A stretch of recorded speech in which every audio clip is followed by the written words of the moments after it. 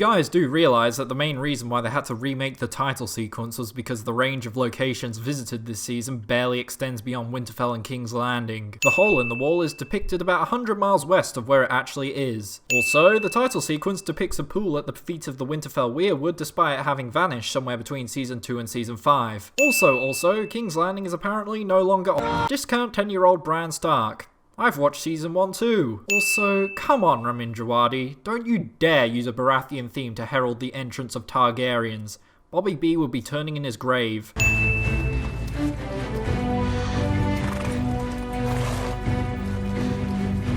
Jesus Christ, Arya, what did you expect to happen? That he would somehow spot you inside the crowd, then jump off his horse and embrace you? If you wanted to reunite with him so badly, then why not stay inside Winterfell with Sansa and Bran? Gendry and the Hound are given their own horses and are allowed to march with the Dothraki and Unsullied, despite being a blacksmith and an outlaw respectively, with absolutely no formal position within Daenerys' ranks. Also, Gendry didn't utilise his sonic abilities to arrive here 3 weeks before everyone else and getting a head start moving out of Arya Stark's friend zone. You should consider yourself lucky. At least your balls won't freeze off. You take great offense at dwarf jokes, but love telling eunuch jokes. Why is that? Because I have balls. And you don't.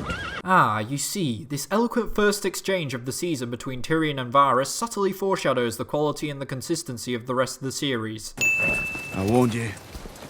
Northerners don't much trust outsiders. Even though they gave quite the opposite reaction when Robert Baratheon, an outsider, arrived at Winterfell. I think they're just racist against Valyrians, my girl.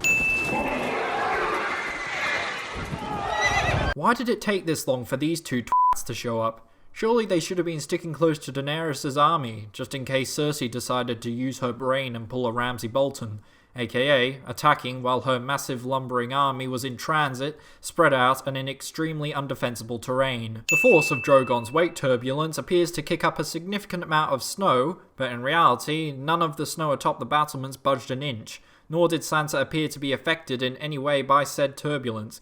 Keep in mind that last season, the same dragon was sending undead wights flying 10 feet backwards purely by flapping its wings near them. Look at you.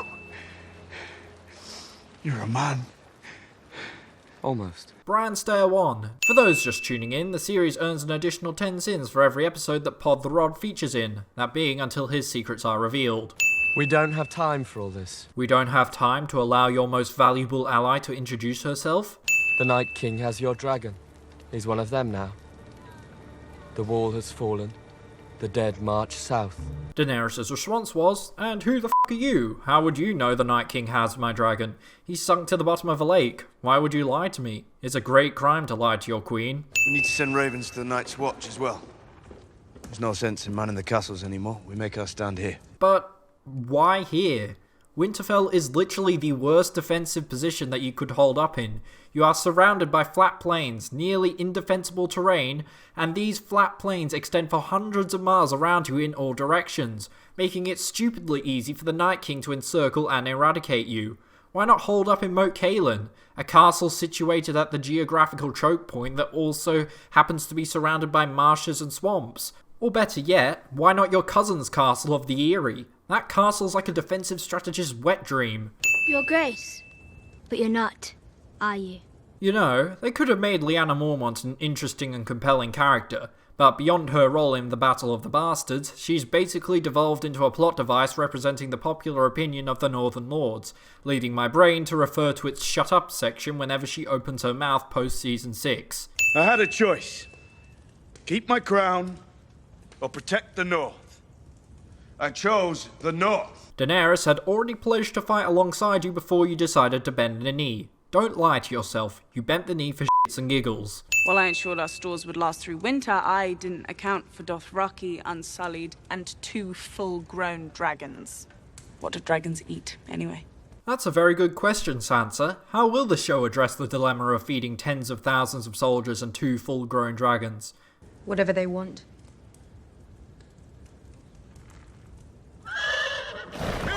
Oh, never mind then, I guess it's not important. Hey, careful lads. We need every last bit of it. Is Gendry now the head blacksmith or something? Even though he's had absolutely no opportunity to prove his worth as a blacksmith to Jon or Daenerys? To them, he's just a soldier who's pretty decent at fighting with a warhammer. Last time we spoke was at Joffrey's wedding. Oh really? I forgot. Come on, show. Have some faith in the audience to remember when shit happened. These lines just sound so forced and unnatural. I used to think you were the cleverest man alive. Show decides to break the fourth wall and have Sansa be a representation of Reddit. Pointing out Tyrion's stupidity doesn't make it funny or acceptable. Also, Sansa really has no reason to know Cersei's motivations and philosophy, considering that the last time she spoke with her was in early season 4, and Cersei's character and personality has changed significantly since then. Bran stare too. You used to be taller. How did you sneak up on me? Perhaps because you were deep in thought while staring into a fucking tree. Also, fucking hell, I'm getting a bit sick of this formula for reunions. Can't you do something a little different other than starting a conversation addressing something that has changed or happened to a person since they left each other, then going in for the hugs and kisses? Also, I don't want to hear any comments calling this adequate foreshadowing and build up to the upcoming you-know-what scene in episode 3, even when you include those 2 shots in season 7 episode 4, because you're wrong. Foreshadowing is not f***ing character development. Valyrian steel. Jealous? Too heavy for me. Even if he did, how do you expect him to reforge it into a weapon suited to your fighting style? Unless your blacksmith boyfriend of the blood of Bobby B is one of the 3 people in the world capable of reforging Valyrian steel. Sansa thinks she's smarter than everyone. She's the smartest person I've ever met. You kinda forgot that she met Tywin Lannister, and Littlefinger, and pre-season 5 Tyrion. Also, why did this scene need to be about f***ing Sansa? Don't you have better things to talk about, such as all the shit that you two went through for the past 7 years? I'm defending our family. So is she. From who? Daenerys just saved your ass. There is absolutely no reason for either of you to dislike her aside from you two just being plain racist and xenophobic. I'm afraid I bring terrible news. The dead have broken through the wall.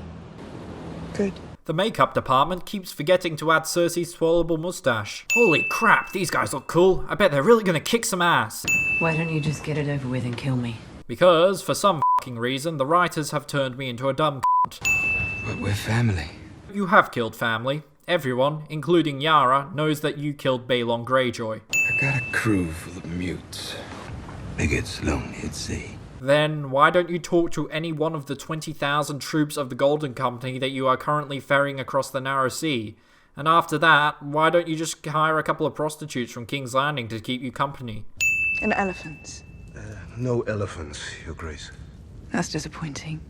I was told the Golden Company had elephants. They are excellent beasts, Your Grace. You're seriously telling me that HBO was willing to cough up the budget to make both Season 7 and Season 8 full 10-episode long seasons, but they weren't willing to expand the CGI budget to include f***ing elephants? You want a whore, buy one.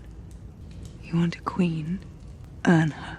I present to you the phrase that will now occupy the descriptions of every 14-year-old girl's Twitter accounts and Tumblr blogs for the next 2 years. Wait, never mind. I guess all it takes to earn a queen is to put on a soppy performance when she doesn't let you smash. That boy Eddie? The ginger? That's him. Came back with his face burnt right off. He's got no eyelids now. Oh, alright, show. I'll remove some sins for the disfigurement of Ed Sheeran. Dragons now. Blackwater.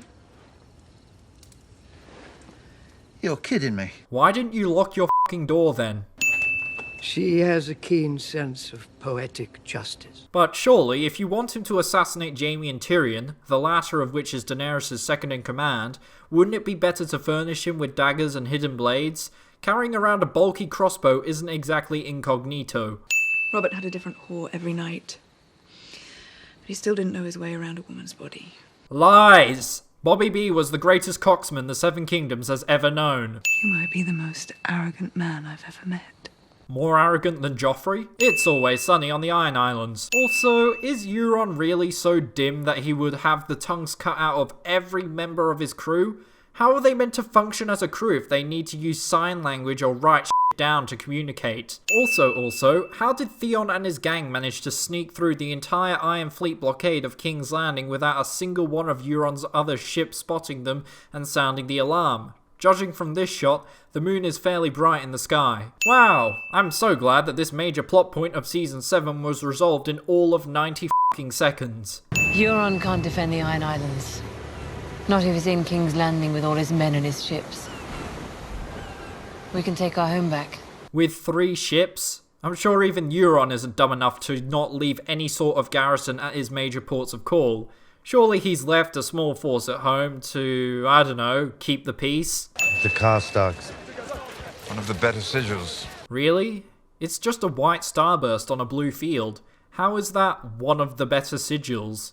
What if the 7 kingdoms, for once in their whole history, were ruled by a just woman and an honourable man? Oh yeah, I'm sure that the Southern Lords would undoubtedly accept their queen marrying and reproducing with a northern bastard of who they see as a traitor to the crown. She doesn't need to be my friend, but I am her queen. If she can't respect me...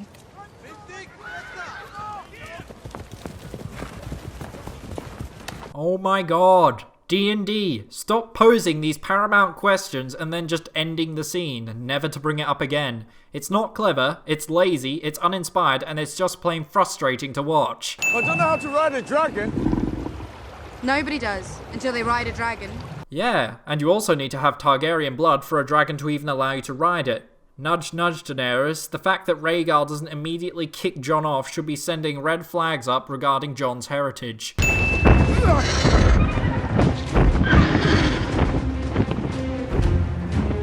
Alright, I'm gonna remove the obligatory 20 sins for the amazing soundtrack by Ramin Djawadi. Only time I'm doing it though. We interrupt tonight's showing of Game of Thrones to bring you How to Train Your Dragon. Also, come on, there is no way that a guy who has spent all of 30 seconds flying on Dragonback could have held on while the twat was flying Knife Edge. We could stay 1,000 years. No one would find us. Discount ye grit, except with about 10% of the chemistry between the two of them. It's cold up here for a southern girl. So keep your queen warm. I'm sorry? All I heard was, please kill me. You're saying you're good. Is that it? I'm just saying it's a tricky material to You know work. who makes weapons for the wildlings? Cripples and cocksuckers. Which one are you? What? Did you just turn over 2 pages at once? He wasn't making weapons for wildlings. He made this weapon for you. How did the subject of wildlings even come up? That was a nice axe you made for him. You've got him better. Yeah, thanks. So have you. I mean, you look good. Thanks. So do you. You know, the show is really bad at building up romantic and sexual tension.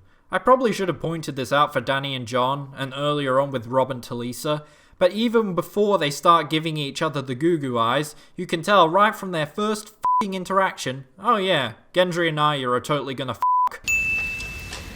Here's my wish.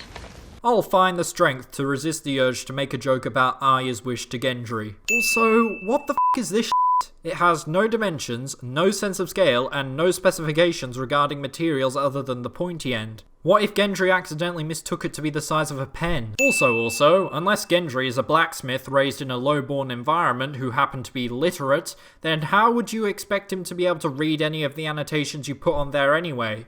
Lord Glover wishes us good fortune, but he's staying in Deepwood Motte with his men. But why? Deepwood Motte is north of Winterfell. Doesn't the idiot realise that he's almost certainly going to die if he stays there? I will stand behind Jon Snow, he said. The king in the north. You know, Sansa, even if every single northern house abandoned your cause and rode home, you'd still end up with a net gain on troops, so long as you maintain the support of Daenerys. Oh, but you want to prove that the North is a strong independent country that don't need no southern king or queen. She'll be a good queen. For all of us. She's not her father. No, she's much prettier. Sansa somehow knows what the Mad King looks like, to the point where she can make judgments on his appearance. For all you know, he could have been a total Chad. Did you bend the knee to save the North? Or because you love her? Wow, Sansa, that's an extremely decisive question. How will Jon react to and respond? Oh, god damn it. The one who saved Ser Jorah when no one else could. They could. They just wouldn't. I'll have to make some changes in the Citadel when I take my throne. Yes, I will make sure to force them to carry out the highly dangerous procedure that could have very easily resulted in a grayscale epidemic if Sam did it wrong. I could use a pardon. For what crime? I borrowed a few books from the Citadel. Maybe you should ask her to pardon you of the executable crime that is abandoning the Night's Watch and having a sexual relationship to boot. Your brother stood with your father. Fine. I'll remove a couple of sins for John Bradley's incredible acting. This season needs all the sin removals it can get. That being said, how is this the first time that Sam has heard about his family's death? Since the battle in Season 7, Sam has embarked on a continent-spanning trip starting in Old Town. There's no way that he spent several weeks travelling through the Reach and didn't once hear of his father and brother's death. Bran Stair 3. You're his brother. Shouldn't you tell him? I'm not his brother. Yeah, but you're still his cousin, and as far as he knows, you're still his brother. Surely it would be more palatable to Jon if it came from a family member? For a castle that is meant to be extremely scarce on resources in preparation for the upcoming battle against the White Walkers, they sure seem to have an affinity for wasting candles and other burnable materials, keeping the entire crypt well lit. Daenerys, she executed my father and brother. They were prisoners. She didn't tell you. I'm so sorry. We need to end this war. Exactly. This war, the execution of Randall and Dickon Tarly, was in retaliation to her war for the Iron Throne, and because of what she did, there's now one less house fighting for the living against the dead. I had a High Septon's diary. Bran had... whatever Bran has. It's called autism, Sam. Your mother was Lyanna Stark. You probably should have led with the father. You're actually giving Jon a moment to think that he's an incest baby. You're the true king. Aegon Targaryen, 6th of his name, protector of the realm, all of it. This revelation turned out to be so mind-blowing that it actually mentally broke Jon Snow in a similar way to Hodor, resulting in his vocabulary being limited to 2 phrases, those being "you are my queen" and "I don't want it." You gave up your crown to save your people. Would she do the same? How would it though? How would Jon's reign be any different from Daenerys' reign, assuming she remained mentally stable? What kind of additional support could he rally that they do not already have? Abdicating in favour of Jon Snow / Aegon Targaryen wouldn't actually save anyone. Well, not yet anyway. Not only did these two manage to get down from atop the wall without having to walk along it for the 150 miles west to Castle Black, but they were also able to survive the several 100-mile journey from Eastwatch to the Last Hearth in Siberian conditions without any food or supplies. 2 whole minutes of sneaking around a castle. After Tormund and Beric's group and Ed's group run into each other, neither group makes any effort to maintain their stealth, even though they know that the Night King has left whites in this castle. Pointless symbolism. I should probably just go back and add 10 sins for every time we see a message from the White Walkers that ultimately amounted to jack shit. We just have to hope the Night King doesn't come first. Discount Jimmy Barnes. Bran Stair 4. When I was a child, my brother would tell me a bedtime story about the man who murdered our father, who stabbed him in the back and cut his throat, who sat down on the Iron Throne and watched as his blood poured onto the floor. Yes, and I also seem to recall a few times where you understood and personally admitted that you knew your father was an insane genocidal maniac who deserved everything that happened to him. You're right, we can't trust him. He attacked my father in the streets. He tried to destroy my house and my family the same as he did yours. Jaime didn't exactly try to destroy her house and family. That description is more in line with Robert Baratheon and Tywin Lannister. Do you want me to apologise? I won't. We were at war. Except you weren't. When you attacked Ned Stark in the streets, you weren't technically at war, and Robert Baratheon was still alive and well. The things we do for love. Yes, I've seen season 1 too.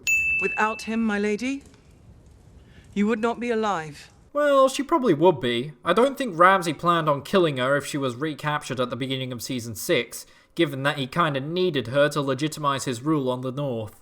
Either you knew Cersei was lying and let me believe otherwise, or you didn't know at all, which makes you either a traitor or a fool. Why are you getting so tied up over this? Going into the Dragon Pit last season, the best you were hoping for was an armistice between you and Cersei until the dead are defeated. Securing the support of the Lannister army was a bonus that you kinda knew was too good to be true.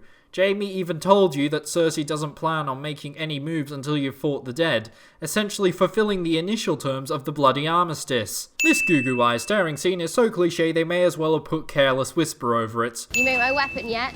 Just as soon as I'm done making a few thousand of these. And you know what else you should be making? A dragonglass wheelchair, paired with full dragonglass armor for Bran and a couple of your best fighters. The Whites and White Walkers would have a hard time killing them then. You should make mine first. and make sure it's stronger than this. What do you mean by a stronger than this? It's not an alloy that can be fine-tuned in the smeltery. It's a single material and no amount of forging will improve its strength. But we all know that this line is here to allow Gendry to flex his muscles to his up-and-coming GF. It's going to be safer down in the crypt, you know. Unsubtle Chekhov's gun. What do they look like? What do they smell like? How do they move? How hard are they to kill? Look, I know you want to fight. I know you're not scared of rapers or murderers or... This is different. This is death. Oh, so if they move like something that's dead and they're as hard to kill as something that's dead, then they can't be all... Oh, f*** it. Let us segue into her I know death speech already. Unless I missed Jaqen's dagger throwing lesson as well, my best guess is that Arya somehow got access to D&D's console commands and gave herself plus 50 in all forms of lightweight combat. Also, in order to try and convince Gendry to focus on a very specific weapon request, she decides to demonstrate that she can in fact effectively use pretty much any weapon she chooses. Who the f*** keeps bringing Bran out here and just leaving him? I'm not that person anymore. You still would be, if you hadn't pushed me out of that window. No, he wouldn't. Even if he didn't push you, Catelyn still would have blamed Tyrion for your attempted assassination, leading to Tyrion's capture, leading to Jaime's capture, leading him to turn his life around. They remember what happened the last time Targaryens brought dragons north. But we don't. Care to elaborate? What? She never fooled you. You always knew exactly what she was. But, as you were literally just discussing, she did fool Jaime. He genuinely believed that her pregnancy had changed her, and that she would march the Lannister army north to participate in the upcoming Great War. So, we're going to die at Winterfell. Well, you may not physically die at Winterfell, but both of your characters and character arcs will certainly be butchered within these walls. Why are you idiots only putting the dragonglass spikes on the upper tier of the crenellations? Shouldn't you be covering every inch of the tops of the walls that you can? This dragonglass material is extremely versatile and potent.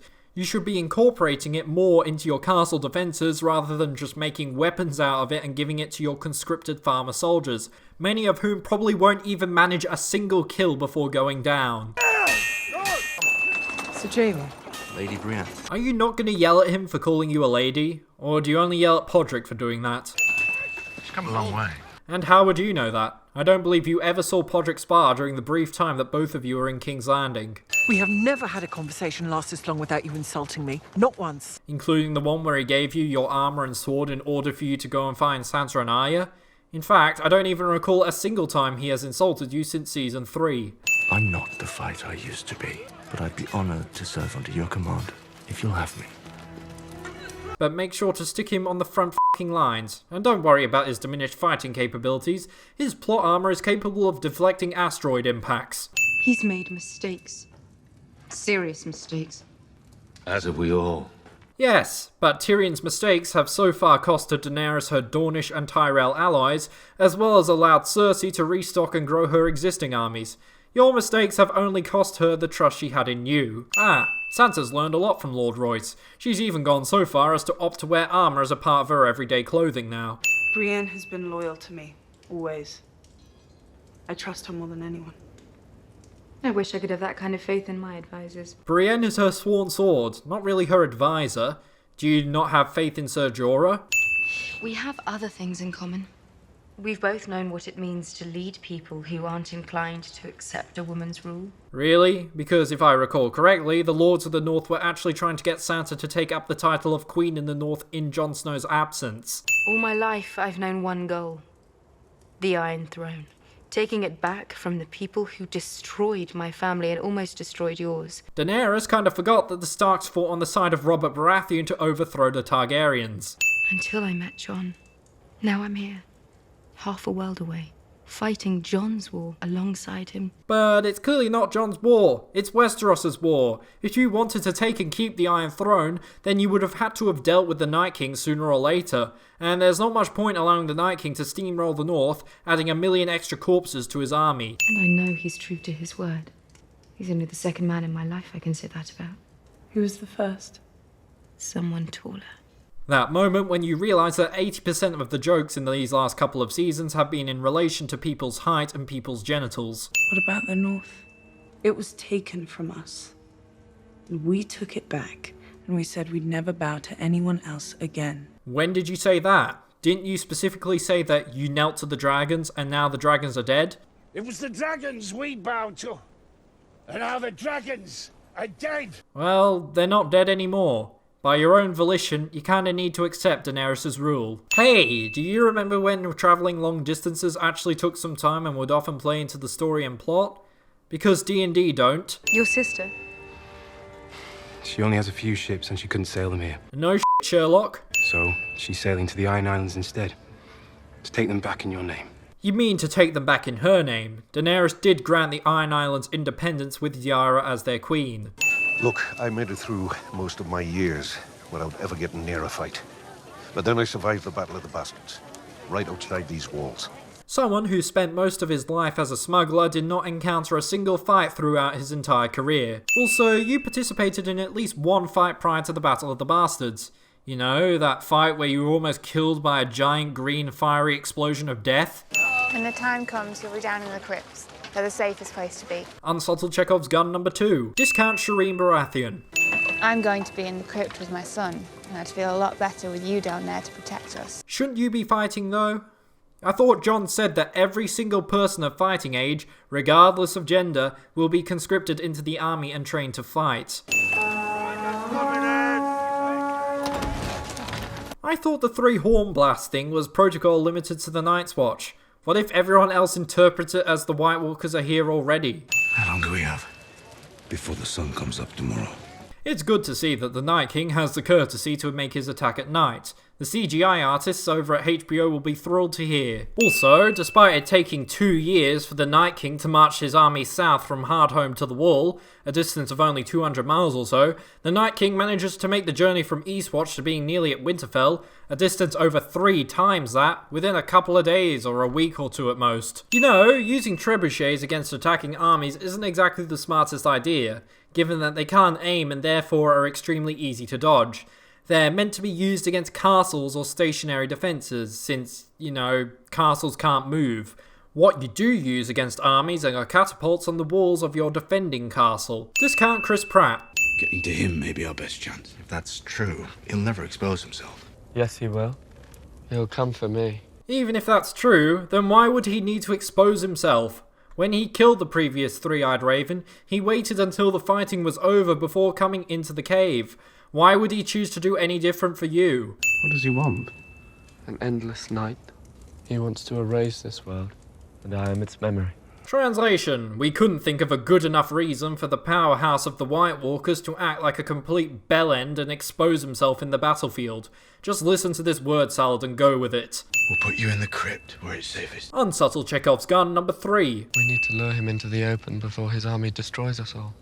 I'll wait for him in the Godswood. Why wait in the Godswood? Why hide behind walls and have men give their lives in vain defending you when you all know for a fact that you can't beat them in a straight fight? Why not just wait outside the front gates? Surely that would accomplish the exact same thing without needlessly having thousands of men killed and Winterfell completely overrun. The dragons should give us an edge in the field. If they're in the field, they're not protecting Bran. But if they're in the field, you might not even have to protect Bran. Surely it would be a better idea to hold back the undead outside the walls rather than waiting until they've overrun the entire castle before unleashing your 2 most valuable assets? Let's get some rest. No, you f***ing don't. Get back here and come up with a real plan that doesn't sound like it was thought up by a 7-year-old with brain damage. Jesus Christ. Bran Stair 5. North. I'd like to see the beaches again. Then I will take you there. In case you needed anything else to make you realise that these 2 won't be getting a happily ever after ending. Also, isn't there some species of butterfly native to Narth that spreads some kind of disease to the non-natives? A disease that literally causes your face to fall off? Really? We didn't get any kind of reunion scene between Jon and Ghost? F*** you too, show. We told her yet? Why should he tell her now? Why not wait until after this battle that most of you aren't expecting to survive? Don't you think it would be better for her to not have that on her mind while she's using your most powerful and important weapon against the dead? They'll be safe down in the crypt. Unsubtle Chekhov's gun number 4. If you want to join them, to protect them. Why would he need to do that, Jon? Isn't the crypt meant to be safe? Think back to where we started. Oh, don't worry. Everyone's already doing that. According to r/freefolk anyway, the show ended in season 6. I wish Father were here. I would love to see the look on his face when he realizes his 2 sons are about to die defending Winterfell. Nah, he'd force the Night King to marry Cersei and that would be the end of it. Well, my golden lion days are done, but whoremongering is still an option for you. It's not. Things would be easier if it were. I'm sorry? What does he even mean by things would be easier if it were? Your guess is as good as mine. Half a cup. And you? No, thank you. I should try. That's how I got so strong. Giant's milk. Now available in supermarkets, skimmed, semi-skimmed, or full fat. Also, I'm so glad that we're spending entire scenes dedicated to Giant's boobs rather than stuff related to the Night King's origins and motivations, etc. When was the last time you fought for anyone but yourself? I fought for you, didn't I?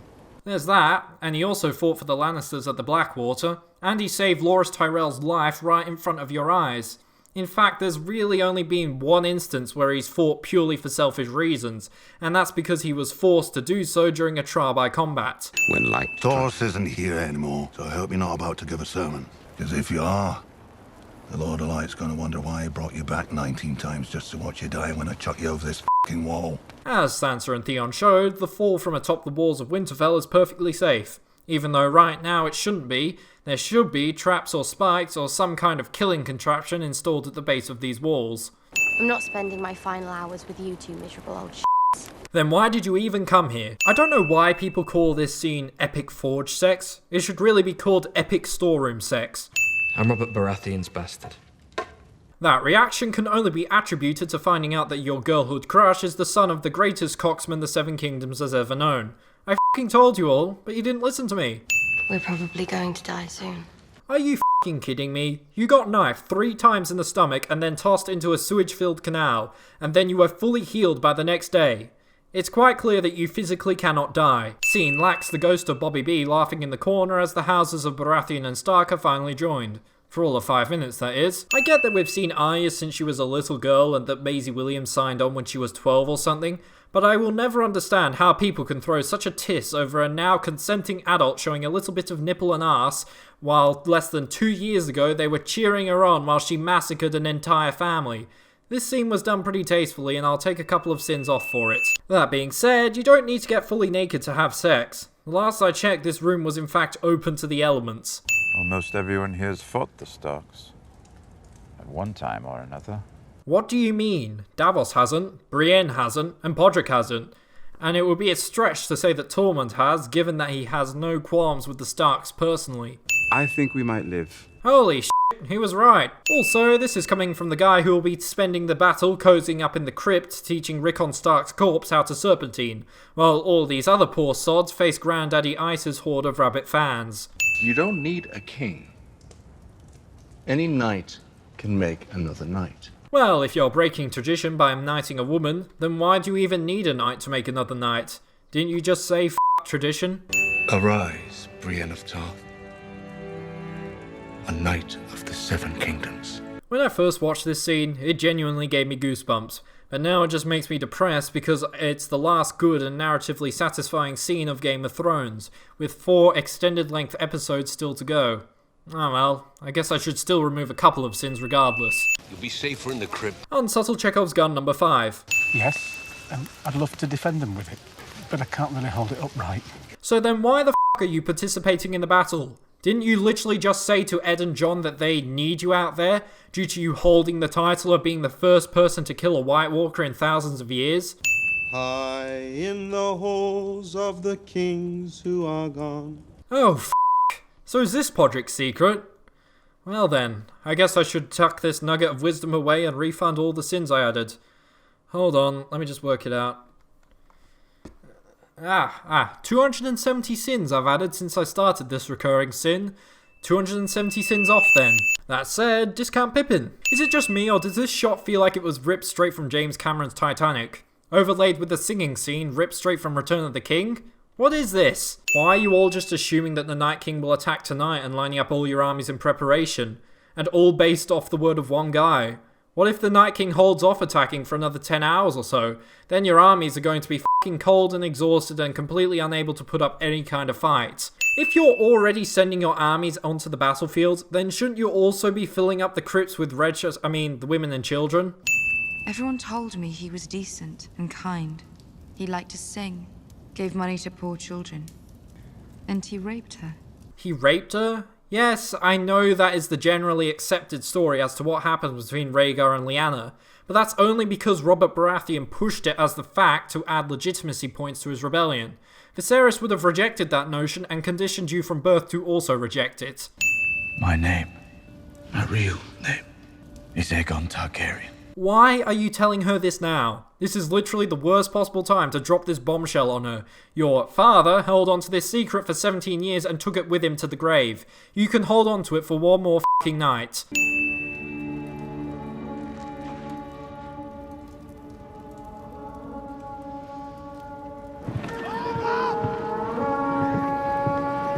Daenerys and Jon are down in the crypts for the first and second blast, but then teleport up to the battlements in time for the third.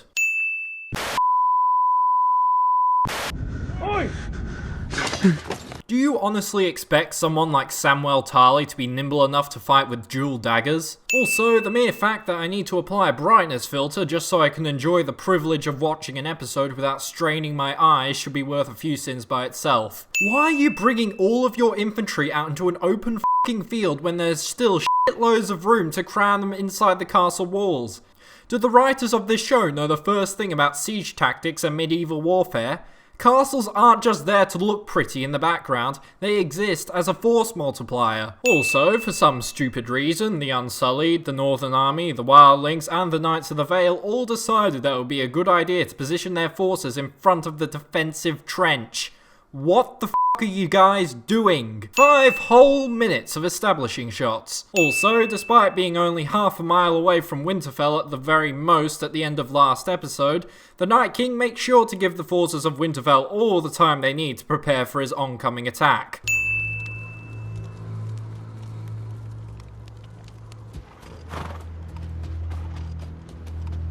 Melisandre manages to casually rock up to the front lines while also avoiding the hundreds of thousands strong army of death just a few hundred meters away.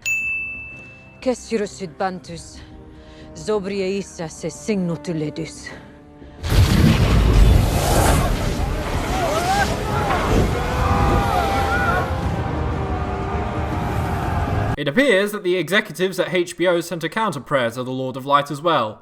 Don't allow Melisandre's fire to apply to anyone other than the Dothraki, because then we'll actually have to apply fire effects to troops that won't all immediately die within the first 5 minutes. Also, upon the sudden appearance of big flaming things above them, not a single one of the Dothraki horses immediately buck their riders off in sheer panic. Despite the Battle of the Bastards proving that the gates of Winterfell are woefully unable to repel a certain kind of war weapon that they know the army of the dead possesses, aka giants, a single wooden lock bar is still the only thing that is keeping the main gate closed and locked for defense. There's no need to execute me, Sir Davos. I'll be dead before the dawn. And Davos believes her, despite him having absolutely no trust in the Red Woman or any of her visions or prophecies, which have proven to ring false on many an occasion, especially in relation to Stannis. Ah yes, staring, the textbook staple of intelligent setup and foreshadowing.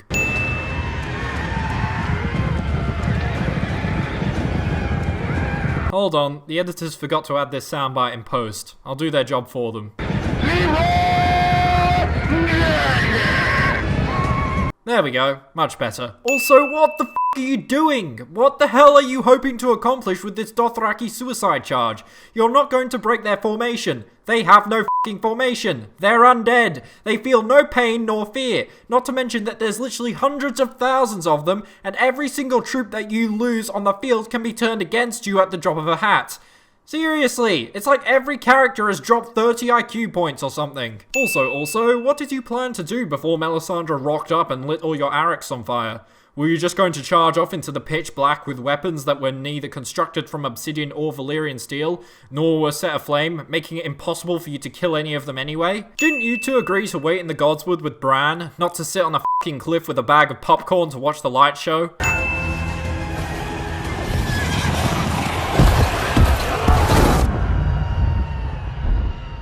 I'm so glad that we built the Dothraki up over the past 8 seasons just to have them be totally wiped out for the sake of a cool visual. There's good news though, I heard that for the episode 5 update, they'll be adding respawning to the Game of Thrones. These terrified Dothraki are somehow able to outrun the army of the dead on foot, despite them having very little experience in tundra warfare, and the aforementioned army of the dead being a literal wall of death that, in the words of Jon Snow, doesn't tire, doesn't stop, and doesn't feel. Of course, the main character who was leading the f***ing suicide charges among the 12 survivors. It's almost as if the show doesn't want me to care that tens of thousands of the most skilled equestrian fighters in the world were just wiped out instantly on the field.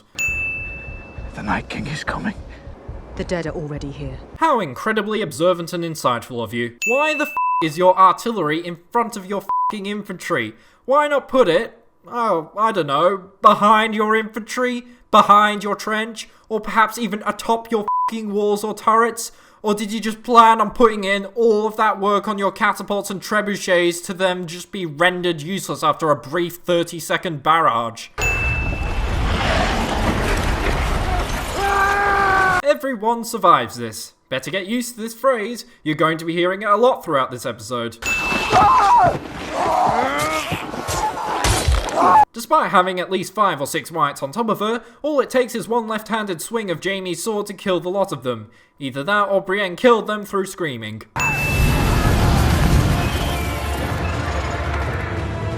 Daenerys and Jon wait this long to do this. Also, f***ing hell, this is extremely effective.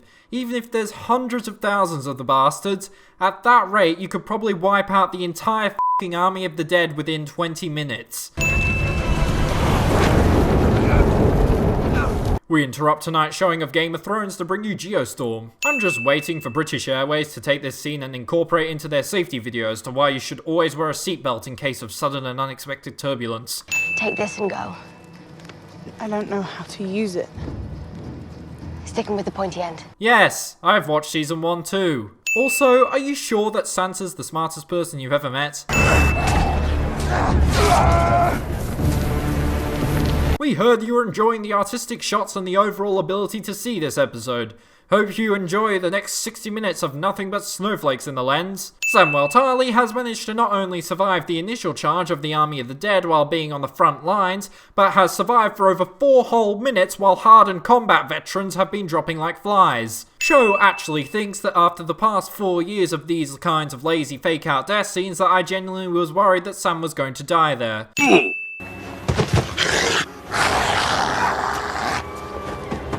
Not only does this wight not immediately move in to kill Sam, but since he's alive in the next scene, I'm expected to believe that he managed to outrun the f***ing wight. If Davos Seaworth and Samwell f***ing Tarly are being forced to participate in a battle, then a good chunk of the people down here should also have been conscripted.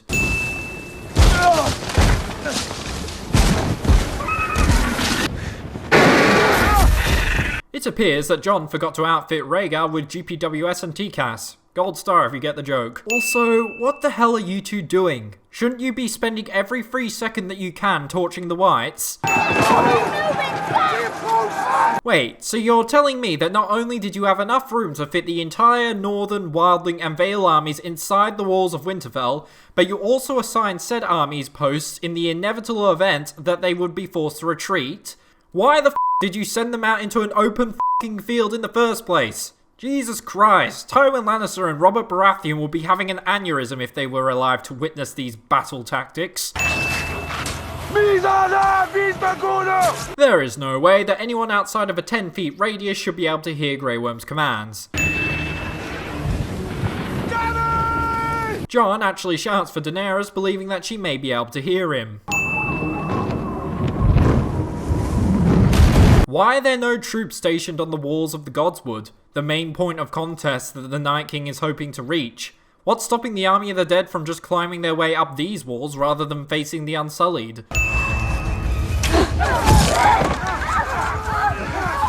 The Hound takes several seconds to stop retreating and examine the wight that was just shot dead behind him, as well as the person who shot the arrow, despite several flaming arrows being fired within close proximity before this, and he didn't so much as bat an eye.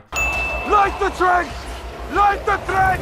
Why though? There's plenty of time to evacuate a couple more rows of Unsullied before the dead get to the trench. Also, now you idiots realise the absolute stupidity of placing your defensive trench behind your infantry, as well as the stupidity of putting troops on an open field when you have a perfectly good castle that can fit thousands. She can't see us. And she never will if you give up and stop doing it after 30 seconds. Keep waving those bastards like you're doing the Fortnite default dance. Like the trenches! Of course! The flaming arrows only adhere to the laws of physics and thermodynamics whenever it's convenient for the plot. I will now take my helmet off to make sure the horde of idiots who watch Game of Thrones in bars know that I'm a main character. Melisandre chooses to walk at a painfully slow pace for no other reason than cool tracking shots.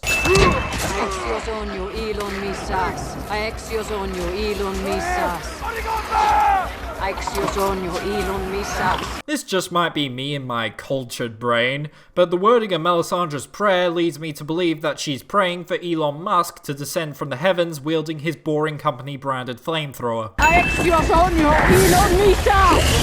ring the dingster!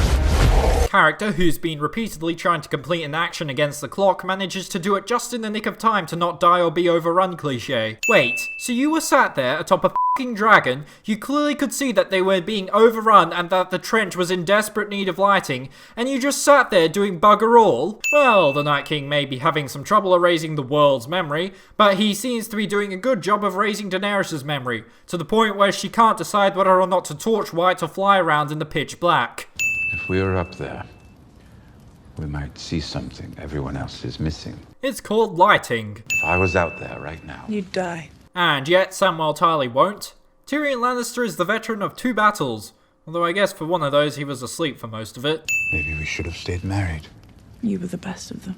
What a terrifying thought. It wouldn't work between us. Why not? The Dragon Queen. Your divided loyalties would become a problem. His divided loyalties?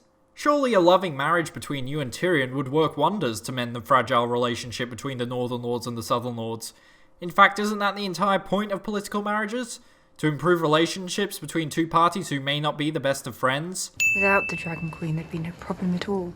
We'd all be dead already. Except that it was precisely due to actions of the Dragon Queen that led to the White Walkers and the Army of the Dead to be able to get south of the Wall. Without the Dragon Queen, we could all kick back on top of the wall, laughing at the poor sods trapped on the other side while Trump blazes down the re-election campaign trail. Wait. Hey, John, wouldn't it have been a better idea to place your Ironborn troops, aka the best archers in Westeros, on the walls to protect your dumbass retreat rather than in the woods where melee troops would be far more effective? Ran, I just want you to know, I wish the things I did... Everything you did brought you where you are now, where you belong. Home. I like how people say that the Azor Ahai and Valanquar prophecies were total bollocks and we should have just never taken them seriously because they go against the grain of George R.R. Martin's world building. Yet in this f***ing season, every second line uttered by Bran Stark has been somewhere along the lines of, everything you did was exactly what you needed to do to end up in your current situation. Either that or he's just pondering chaos theory. I'm going to go now. Go where? I'm sorry, but it appears your BRAN 9000 has malfunctioned. Three-Eyed Raven Enterprises would like to apologise for any inconvenience caused. Please contact our 24/7 help desk on the following number. Unless Drogon's been demanding 2-minute breaks in between each fire breath, I don't see how Daenerys couldn't have completely wiped a good chunk of the undead army. In fact, why doesn't she just constantly draw circles of fire around Winterfell? Then a Night King will have absolutely no choice but to funnel White into unending and constantly replenishing flames. The Night King waits this long to do this. Also, aren't Whites meant to be highly flammable? Shouldn't this have the opposite effect of actually fueling the fire? Man the wall! Man the wall! And you waited this long to tell him to do this?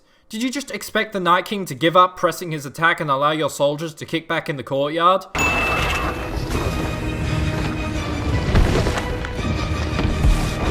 The Night King was quite clearly attempting to lure Jon into chasing him, and Jon was stupid enough to take the f***ing bait. Are you guys planning on utilizing those giant spiky dragonglass things you suspended from the walls? Or did you just only add those to make the castle look more menacing? Alright, I know I've pointed out that whites act like the zombies from World War Z before, but now they're just taking the piss. He survives this. He survives this. Discount Vietnam flashback. Yes, Aya is a decent fighter and all, but Jesus Christ, you can't tell me you can watch everyone else fighting for their lives and then having a hard cut to this bullshit and maintain a straight face. What the f is this shit? She survives this. She survives this. Are you entertained yet? After indiscriminately flattening people left, right and centre, this giant decides to pick up Lyanna Mormont because reasons.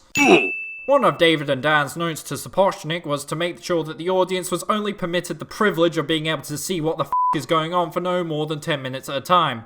Hope you enjoy looking at clouds. What the f are you two doing? Again, shouldn't you be spending every second you can spare torching whites?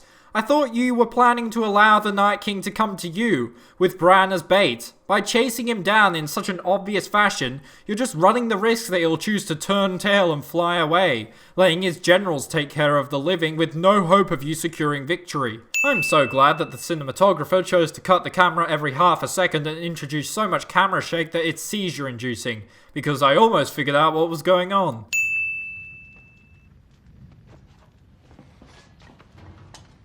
Not only is there absolutely no audio indication of the ongoing battle raging outside, but apparently it's also completely dark outside, despite the fact that all the courtyards are lit and there is a flaming trench that surrounds the entire castle 360 degrees. All the whites in this room aren't all of a sudden alerted to the rather obvious creaking door. Also, why does Arya need to go in this room? What is her plan? What is she even doing? Who f***ing cares? Let's just interrupt tonight's viewing of Game of Thrones to bring you a quiet place. 3 whole minutes of Arya playing Shadow Raid on the death sentence difficulty. Another gold star if you get the joke. Also, to those people who claim that Arya is some kind of supernatural entity who is capable of moving completely silently, I'd like to direct you to this scene, a clear example of Arya moving silently, and surprise surprise, producing sound.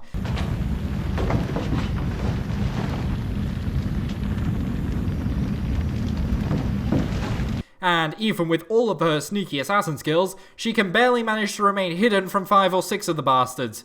Yes, I'm bringing this up now in relation to the you-know-what scene coming up shortly. 40 f***ing seconds of people looking concerned in the crypts. Given how utterly inconsequential this subplot turns out to be, every f***ing second spent down here rather than literally anywhere else just increases my hatred for this episode. Beric and the Hound expect to remain stealthy while the former is wielding a f***ing flaming sword.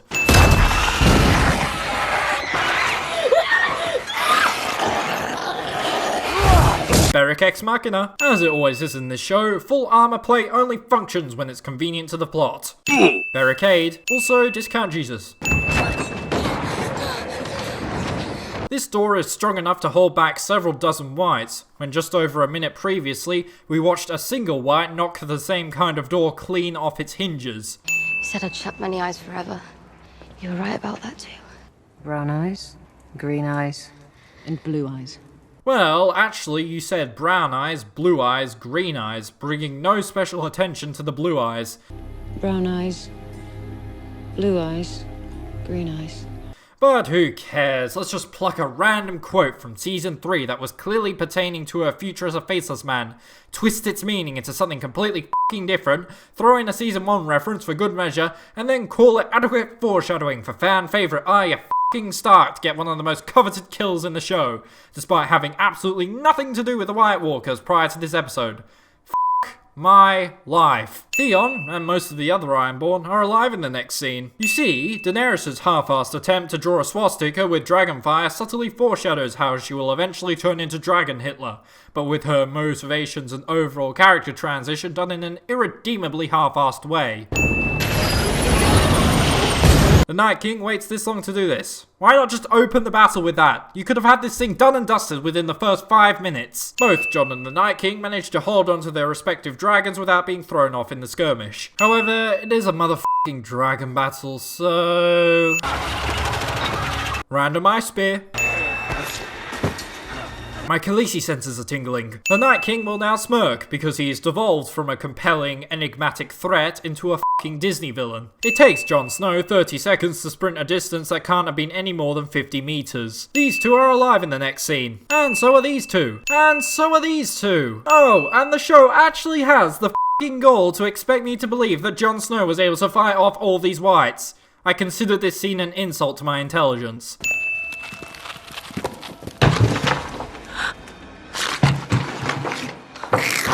Ah yes, last episode the characters just couldn't help themselves but continually muse on just how safe the crypts would be. But you see, because there's lots of dead people down in the crypts, and they're up against a f***ing necromancer, it turns out the crypts were far from safe. Aren't the writers just so darn clever with the way they subvert our expectations like this? Also, this white manages to break through solid stone, whereas last season they couldn't break through wooden boxes. I wonder if Amazon sells decent wheelchairs. No, you! You're the one atop a f***ing dragon! Jesus Christ! Although several whites were charging at Daenerys, Jorah needs only behead one of them to deter the rest of them from attacking his Khaleesi. There is so much wrong with this scene that I'll just add the 100 sins to prevent excessive loss of my brain cells.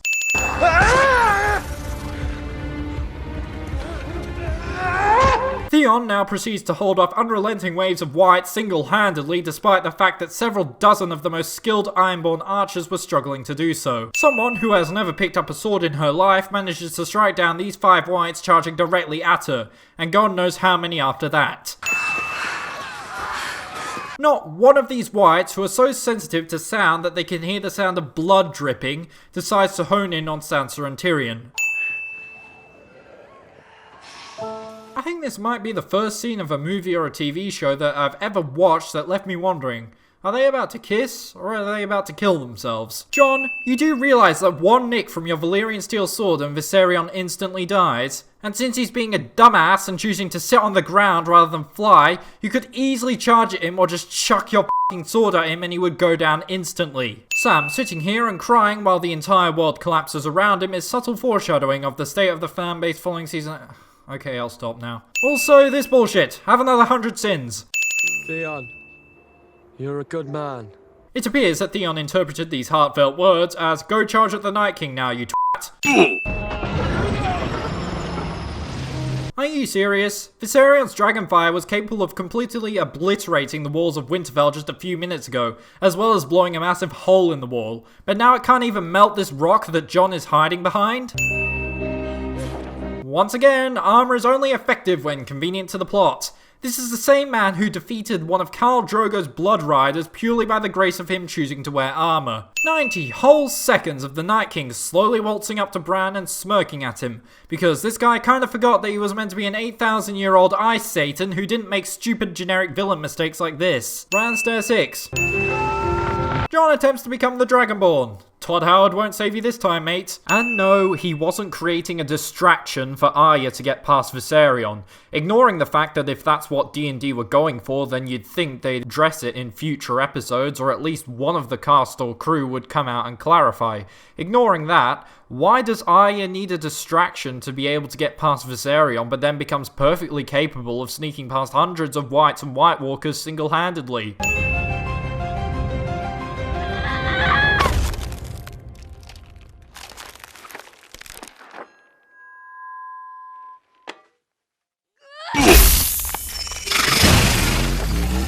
Hi, Ex Machina! Also, what? Not only did you idiots kill off the main f***ing villain in episode 3 without giving him any kind of tangible backstory or motivations, and ruining 8 years of build-up dating back to the first f***ing scene of the first f***ing episode, and leaving a drunk old woman and Discount Jack Sparrow as your main villains, but you had Arya f***ing Stark be the one who single-handedly slayed the Night King? Someone who didn't even know of their existence until a few episodes ago. Someone whose story arc has had absolutely nothing to do with the White Walkers. Someone whose character gains nothing from killing the Night King. All while Jon f***ing Snow is 100 feet away attempting to Fus-Rodar an undead dragon. This is akin to watching Jaime Lannister teleport in and kill Ramsay Bolton during the Battle of the Bastards. For f***'s sake! The main characters all come to the front of the crowd just to remind you that this entire subplot was utterly pointless. Really, Davos? After all her contributions to the battle, you still would have executed her if she hadn't done you the courtesy of committing suicide? Whispering into the ear of a long-dead corpse. Rest in peace, Ocean Man Jr. Your character arc was the only one that wasn't completely shafted by the writers. Ghost apparently survived the Dothraki suicide charge, but then abstained from participating in the battle from there on out. I don't exactly blame him. They were the shields that guarded the realms of men. And we shall never see their light again. Jon tries and fails to do a Ned Stark impression. Also, all the horrors of last episode's battle has simply been reduced to small scuffs and bruises on everyone's face. In other words, everyone who participated in the battle either lost their life or is just peachy. Did no one survive, but with actual consequential injuries? In fact, the battle may just be one of the least consequential battles of the entire series, which is quite frankly embarrassing. The decimation of the armies doesn't matter because they all respawn. All of Winterfell is more or less cleaned up and rebuilt off screen, and the only characters who died were either side characters or ones who had no stake in the forthcoming main plot. There was absolutely no sacrifice or consequences for killing the Night King, and it's infuriating. You know your world-ending apocalypse episode had way too few main character deaths that it was grounded in when Jon Snow is forced to mourn over Lyanna Mormont. Everyone at the funeral later died from smoke inhalation. Also, this seems like an excessive amount of wood to burn for ceremonial purposes, considering you should be running extremely low on resources. Have you seen Aya? You can still smell the burning bodies, and that's where your head is at. I just want to thank her for... I'm sure you do. Why would the Hound know of this? Am I meant to believe that Gendry and or Arya have been waltzing around Winterfell bragging about their liaison? Gendry. That's right, isn't it? Yes, Your Grace. You're Robert Baratheon's son. Jon Snow actually told Daenerys that the man who fought bravely during both the Battle of Winterfell and the White Hunt is quite possibly the largest threat to her royal legitimacy other than Jon himself. You are aware he took my family's throne and tried to have me murdered. And you are aware that your father was a who murdered Robert's best friend's father and brother, and whose son stole away Robert's betrothed from him? I think you should be Lord of Storm's End. That can't be, I'm a bastard. No. You are Lord Gendry Baratheon of Storm's End, the lawful son of Robert Baratheon, because that is what I have made you. So, not only is Jon cruel enough to inform Daenerys of a secret Baratheon amongst her ranks, but Daenerys is dumb enough to legitimize him and raise him to one of the most powerful positions in the Seven Kingdoms, with one of the strongest claims to the Iron Throne. A good chunk of your army is made up of Northmen and Valemen, many of whom probably fought alongside the Baratheons to overthrow your father. Do you honestly expect that no one is going to want to support the son of a king who kept the kingdoms in peace for nearly 2 decades over the daughter of a king who got his kicks out of massacring men, women and children? That being said, I am a massive House Baratheon fanboy, so... To Lord Gendry Baratheon of Storm's End. That's my lord to you, Brienne. House Tarth is legally a vassal of House Baratheon. A fitting reward for a hero. And a Lord of Storm's End who will be forever loyal to you. Well, while Gendry may not choose to press his claim, his sons or grandsons could very easily choose to do so. You're actually being the exact opposite of clever, securing a short-term ally that could end up blossoming into a massive threat to your legitimacy in the long term. This is clever. Even better than the saddle I designed for you. It's the same as the one Daeron Targaryen built for his crippled nephew 120 years ago. I liked that one.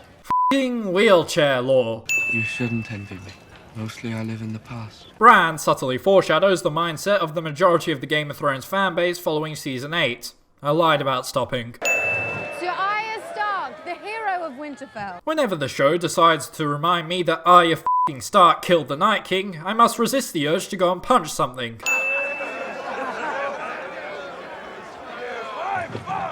Jesus Christ, I've never even considered boarding the Sansa hate train before this season, but f***ing hell, Daenerys just risked everything to defend your country, and you repay her by shooting her death glares and grinding your teeth at the notion of having to listen to a southern monarch, despite your ancestors having absolutely no qualms of doing so for the past 3 centuries, and actually being one of the more loyal regions to the crown. Do you think that Emilia Clarke had some kind of back alley deal with Starbucks to purposefully leave the cup on the table?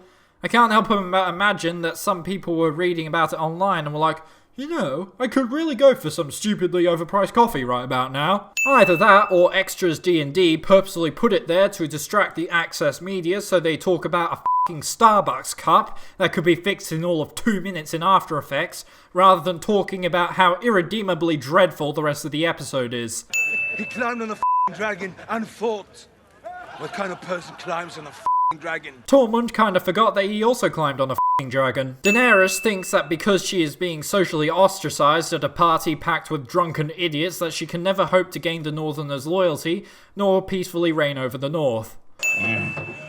You were married before Sansa.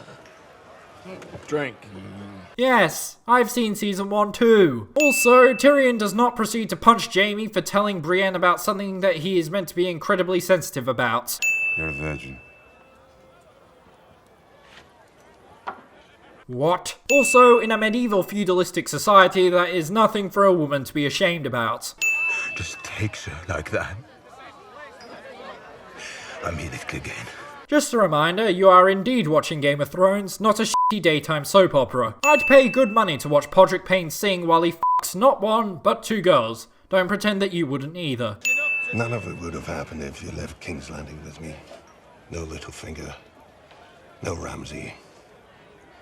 None of it. Well, since you got captured by the Brotherhood without banners, and since she wouldn't likely have run away like Arya did, the Brotherhood would have gone on to ransom her off to Robb Stark, and then she likely would have subsequently died at the Red Wedding. Without Littlefinger and Ramsay and the rest, I would have stayed a little bird all my life. Remember when this show was heralded for its message of female empowerment? And then it goes on to say shit like, if I hadn't been sold to a sadistic rapist and sexually assaulted daily, then I could never have become a strong person. Gendry isn't actually looking for Arya in this scene, he's just looking around utterly baffled as to how they've cleaned up and rebuilt Winterfell in such a short amount of time. I'm not Gendry Rivers anymore. I'm Gendry Baratheon, Lord of Storm's End. Nor were you ever Gendry Rivers. A bastard from the Crownlands takes the last name Waters. You'd only take the last name Rivers if you're from the Riverlands. Also, you probably would have never even had a bastard last name, as you would only received one if Robert Baratheon recognised you as his bastard son, which he never did. Since when was getting down on one knee how people propose to each other in this world? I'm not a lady. I never have been. That's not me. Yes, I've seen season 1 too. Also, I don't think he exactly expected you to be a conventional lady. I think one of the reasons he's attracted to you is because of your strong agency and unique personality. Not to mention that I thought you idolized historic warrior women like Queen Nymeria, Rhaenys Targaryen, and Visenya Targaryen, all of whom were married women. Also, and this is a very big also, it's at this point that Arya's character arc decides to fall off a cliff. As poorly written as her subplots were in season 5 to 7, at least they kept Arya's character arc believable and consistent. For the first 4 seasons, she is a young girl struck by loss, which manifests into burning hatred during her time with the Hound. Then in season 5 and 6, she attempts to learn how to become no one, but Lady Crane convinces her that she has humanity and an identity. Then in season 7, she chooses her family over pursuing revenge. And then we eventually see her reconnect with Sansa. Then, at the beginning of season 8, we see her reconnect with Gendry and then some. But now, for some f***ing reason, she pulls a 180 on that and decides she likes being a soulless assassin and leaves Gendry heartbroken. It was as if Dave Hill and Brian Cogman tied up her character arc in episode 1 and 2, but D&D didn't have the balls to kill her off in episode 3, or God forbid, give her character arc a satisfying conclusion where she puts aside her petty quest for revenge and settles down with her family and or Gendry. I didn't drink. In the game. I drank? In the game. This is Dornish. And I thought Dornish wine was seen as basic and cheap, with wines and nectars from the Arbor being seen as far more luxury and expensive. It's bloody hot in here. Cue Hot in Here by Nelly. Also, I feel like an asshole for saying this, but wasn't Arya and Gendry enough? Did you really have to sail this ship as well? Especially considering it turns out to be even more inconsequential than the former? Are you drunk? Of all the questions that I thought the main characters would be asking each other in the episode following the premature death of the fucking Night King and the entire army of the dead, are you drunk is not high up on the list. I wish you'd never told me.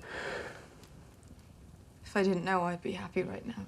Really? You didn't want to know that you were being ploughed by your biological nephew? Sweet home Westeros, I guess. Also, there is extremely simple resolution to this, and Jon being a true-born Targaryen actually helps facilitate this, and it's called marriage. You never heard of the concept of co-monarchs?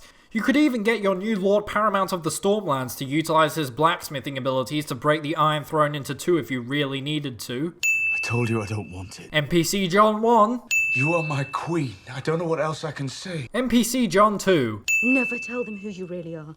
Swear your brother and Samwell Tarly to secrecy and tell no one else. Because having your entire rule and legitimacy be based on a lie that could come out at any moment is the key to a long and stable reign. I have to tell Sansa and Arya. Come on, Jon. Ned Stark withheld this secret for 17 years. He kept it from his best friend, his surrogate father, even his own wife, despite the discord it caused between them. He took this secret to the grave, and there's nothing stopping you from doing the same. Also, Daenerys talks about Jon as if he's the one and only threat to her legitimacy. Yeah, I'm pretty sure there's quite a lot of southern lords and perhaps even a few northern lords who don't want any Targaryen on the Iron Throne, and would instead opt for the son of the ruler who reigned over the Seven Kingdoms for 17 prosperous years. The son of the ruler that you just legitimized. You are my queen. NPC Jon 3. How far gone? Half are gone, my ass. There is no f***ing way that the remaining Unsullied and Dothraki number more than 50 put together. The new Prince of Dawn pledges his support. I can't imagine he'd be Prince of Dawn for much longer if his first act as Prince of Dawn is to cede the kingdom to an Iron Throne claimant. I watched the people of King's Landing rebel against their king when they were hungry, and that was before winter began. Give them the opportunity, and they will cast Cersei aside. Apples and oranges, Tyrion. Joffrey was being escorted through the streets on his way back from the docks, and even then they failed to kill him. Cersei probably hasn't left the Red Keep since she arrived back from her Walk of Atonement in Season 5. How are they meant to rebel against Cersei? You want to throw them into a war they're not ready to fight? The longer I leave my enemies alone, the stronger they become. Jesus Christ, Daenerys, the longer that you leave your own armies, the stronger they become. And we literally just established that the lords and ladies are turning against Cersei in favour of you, left, right and centre. What the f***? What you command, we will obey. NPC Jon 4. Down to King's Landing. Arya's the one that killed the Night King. You don't know her yet. I'll never know her. She's not one of us. If you only trust the people you grow up with, you won't make many allies. A more appropriate response would be, Arya, I heard whispers about you and the new Lord of Storm's End. I heard that you two travelled together for nearly 2 years. I heard that you two have been f***ing recently. Gendry Baratheon is a Stormlander, but you trust him with your life. Father trusted Gendry's father with his life. Robert Baratheon ruled over all 7 kingdoms for 17 years, and those 17 years are some of the best years the North has ever known. Both of you need to realise that soldiers from all over Westeros and beyond fought for our home. Soldiers who have never set foot in the North died within these walls to protect the North. For what reason should we, of all people, now cut ourselves off from the 7 kingdoms aside from your pride and vanity? Pull your heads out of your asses, you absolute c***s. Also, this notion of not being able to trust outsiders is completely ridiculous coming from Sansa and Arya. Both of the Stark girls have had their lives saved on multiple occasions by non-Northerners. In the case of Sansa, you have the Hound, Tyrion, Brienne, and Jaime. In the case of Arya, you have Yoren, Gendry, the Hound, and Jaqen. And as the Red Wedding showed, Northerners themselves, more specifically House Bolton, Umber and Karstark, are just as capable of being disloyal, backstabby and untrustworthy as anyone else. That's alright. I don't need many allies. Nice way to dodge the question, Arya. You may not need allies, but the North clearly does. How do you even expect to feed your population through the coming winter if every single settlement north of the Winterfell has been completely ravaged by the army of the dead? It's your choice. Well, it kind of isn't anymore, as by you suggesting that there is something being withheld from Sansa and Arya relating to Jon's status as a Stark, you've basically forced him to fess up. Tell them.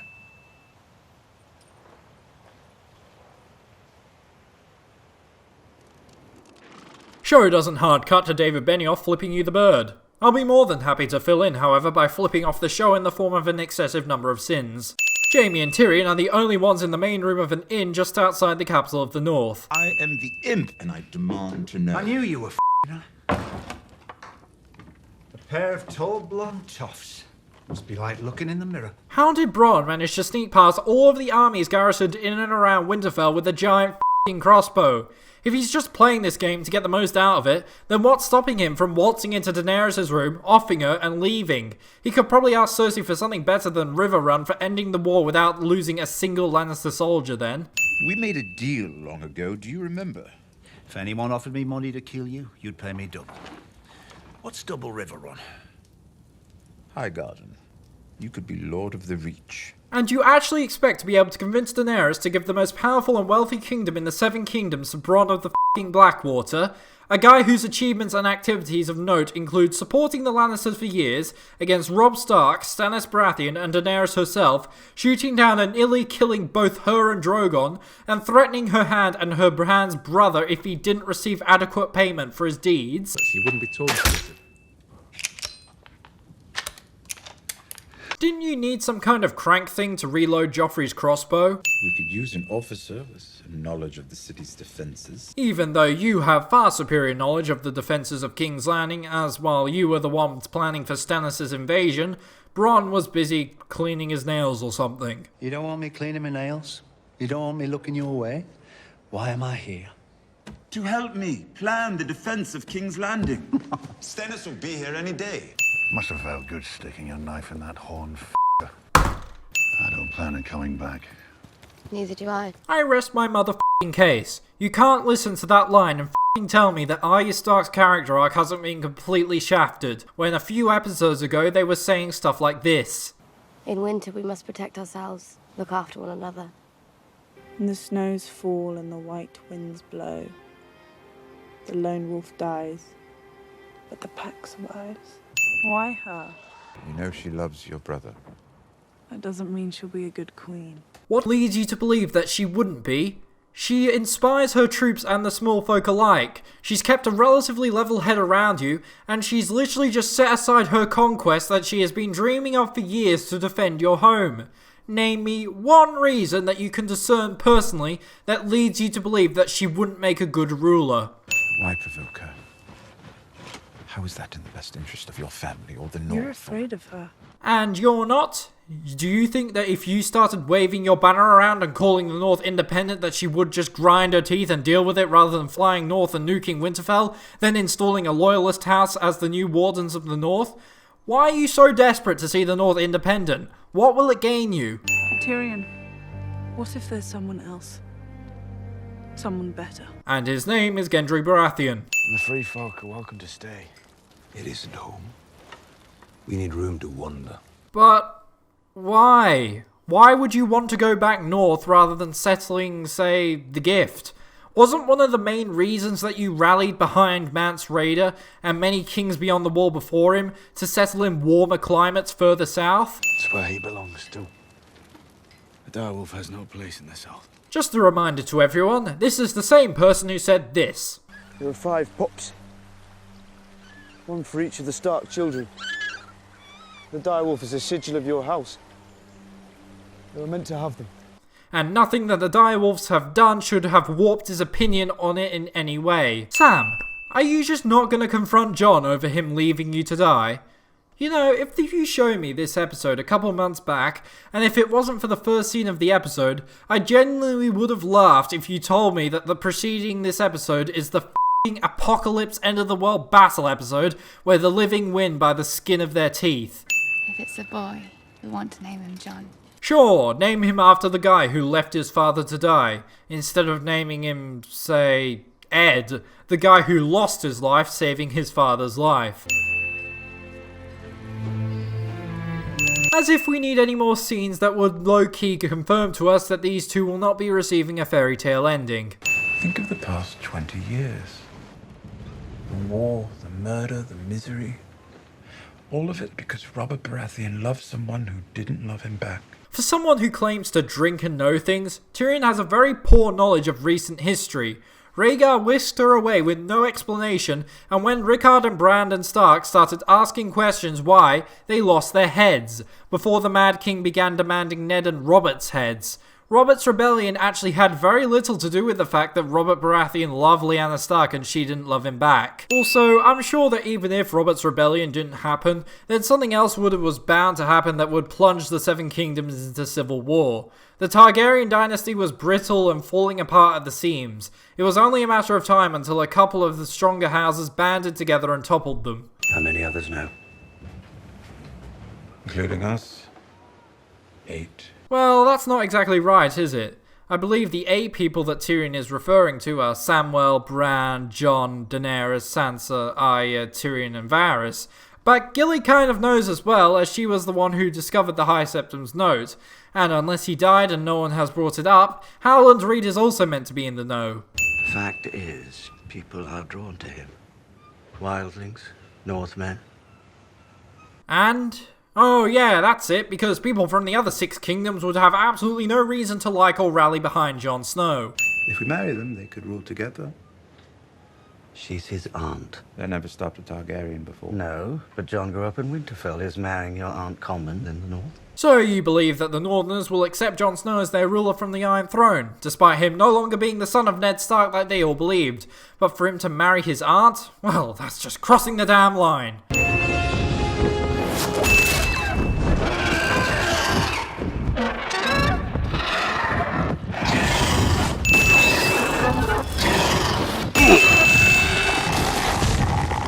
D&D, explain yourselves. While Dany kind of forgot about the Iron Fleet. She forgot.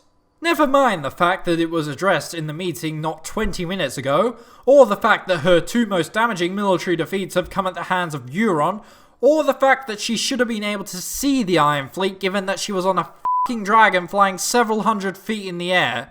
Did you two just get drunk and scroll this season out on the back of a vomit-stained towel or something?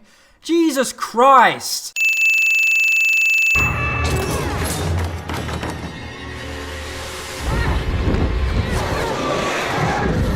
Not a single one of these ballista bolts hits Drogon. Does Dany just have a protective aura around her that means that no one, not even the Night King, can shoot her down unless that someone is Bronner the f***ing Blackwater?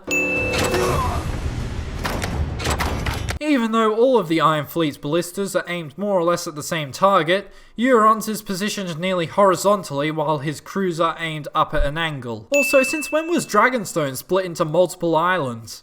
Oh, that's right, the plot doesn't need to conform to the previously established geography. The geography conforms to the plot. If you would even call this shit a plot.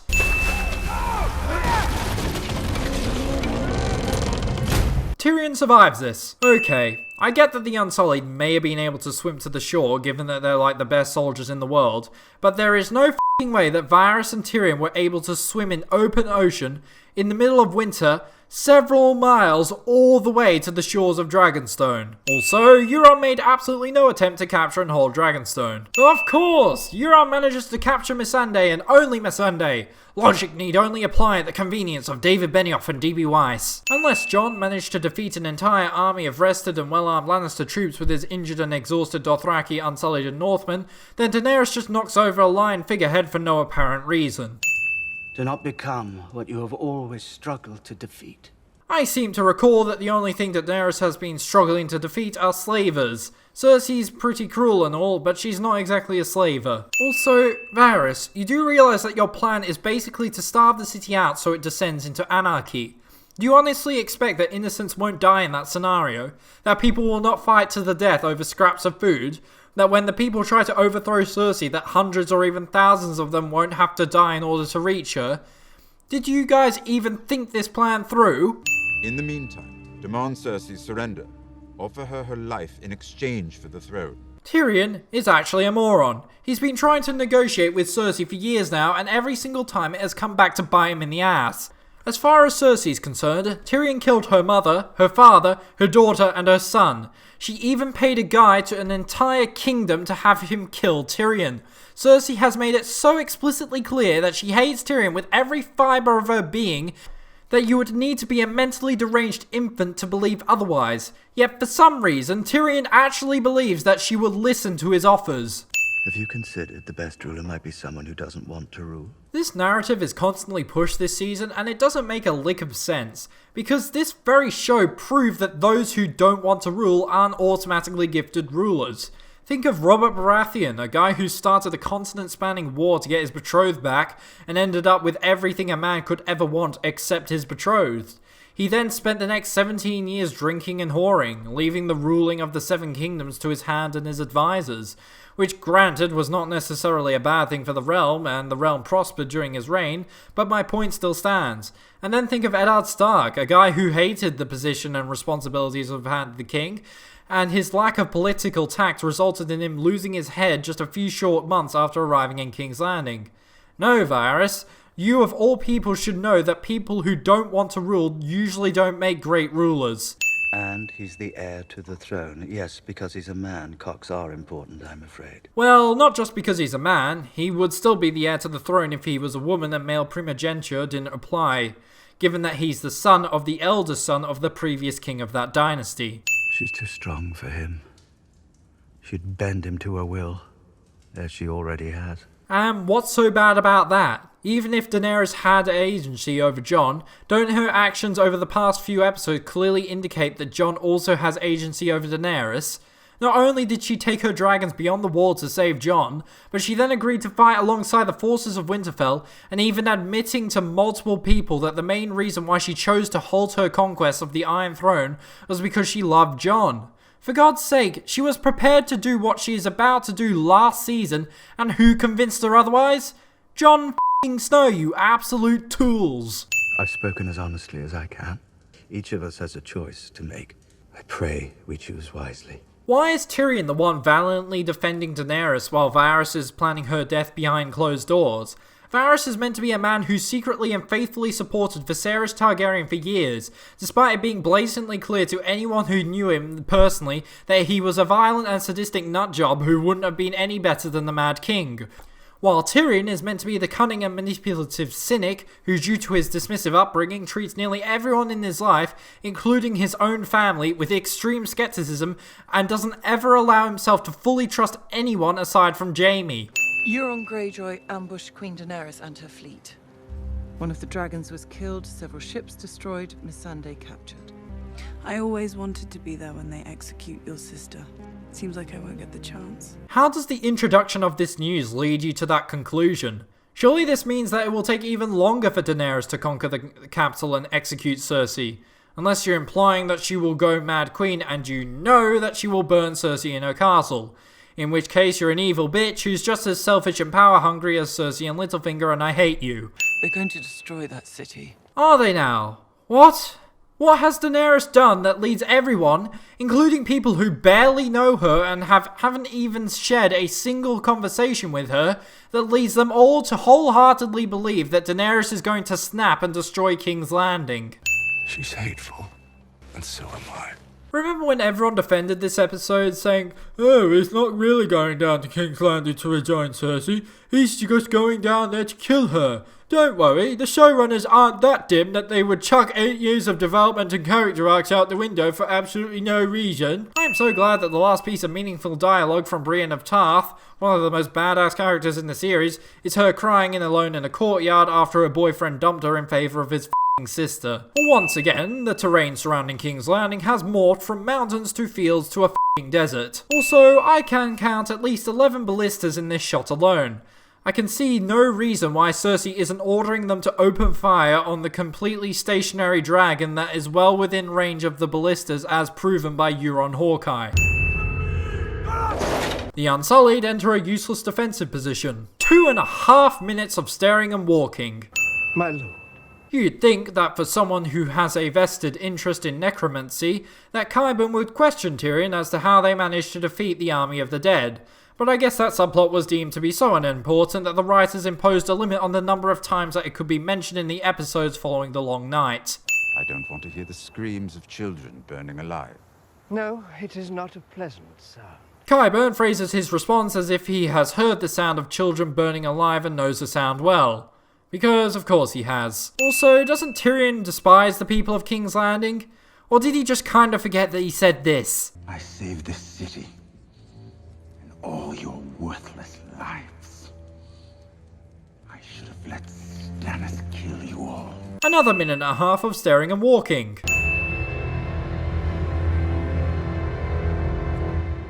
Off. But seriously, this woman is the same woman who paid a man an entire kingdom to kill Tyrion. This is the same woman who blew up this world's equivalent of the Vatican with absolutely no qualms. So she clearly doesn't care about military honor or anything like that. And this is the same woman who could end this war right now by ordering her several dozen ballistas to kill Drogon and then open fire on Daenerys and her Unsullied. Cersei is just completely retarded. If not for yourself, then for your child.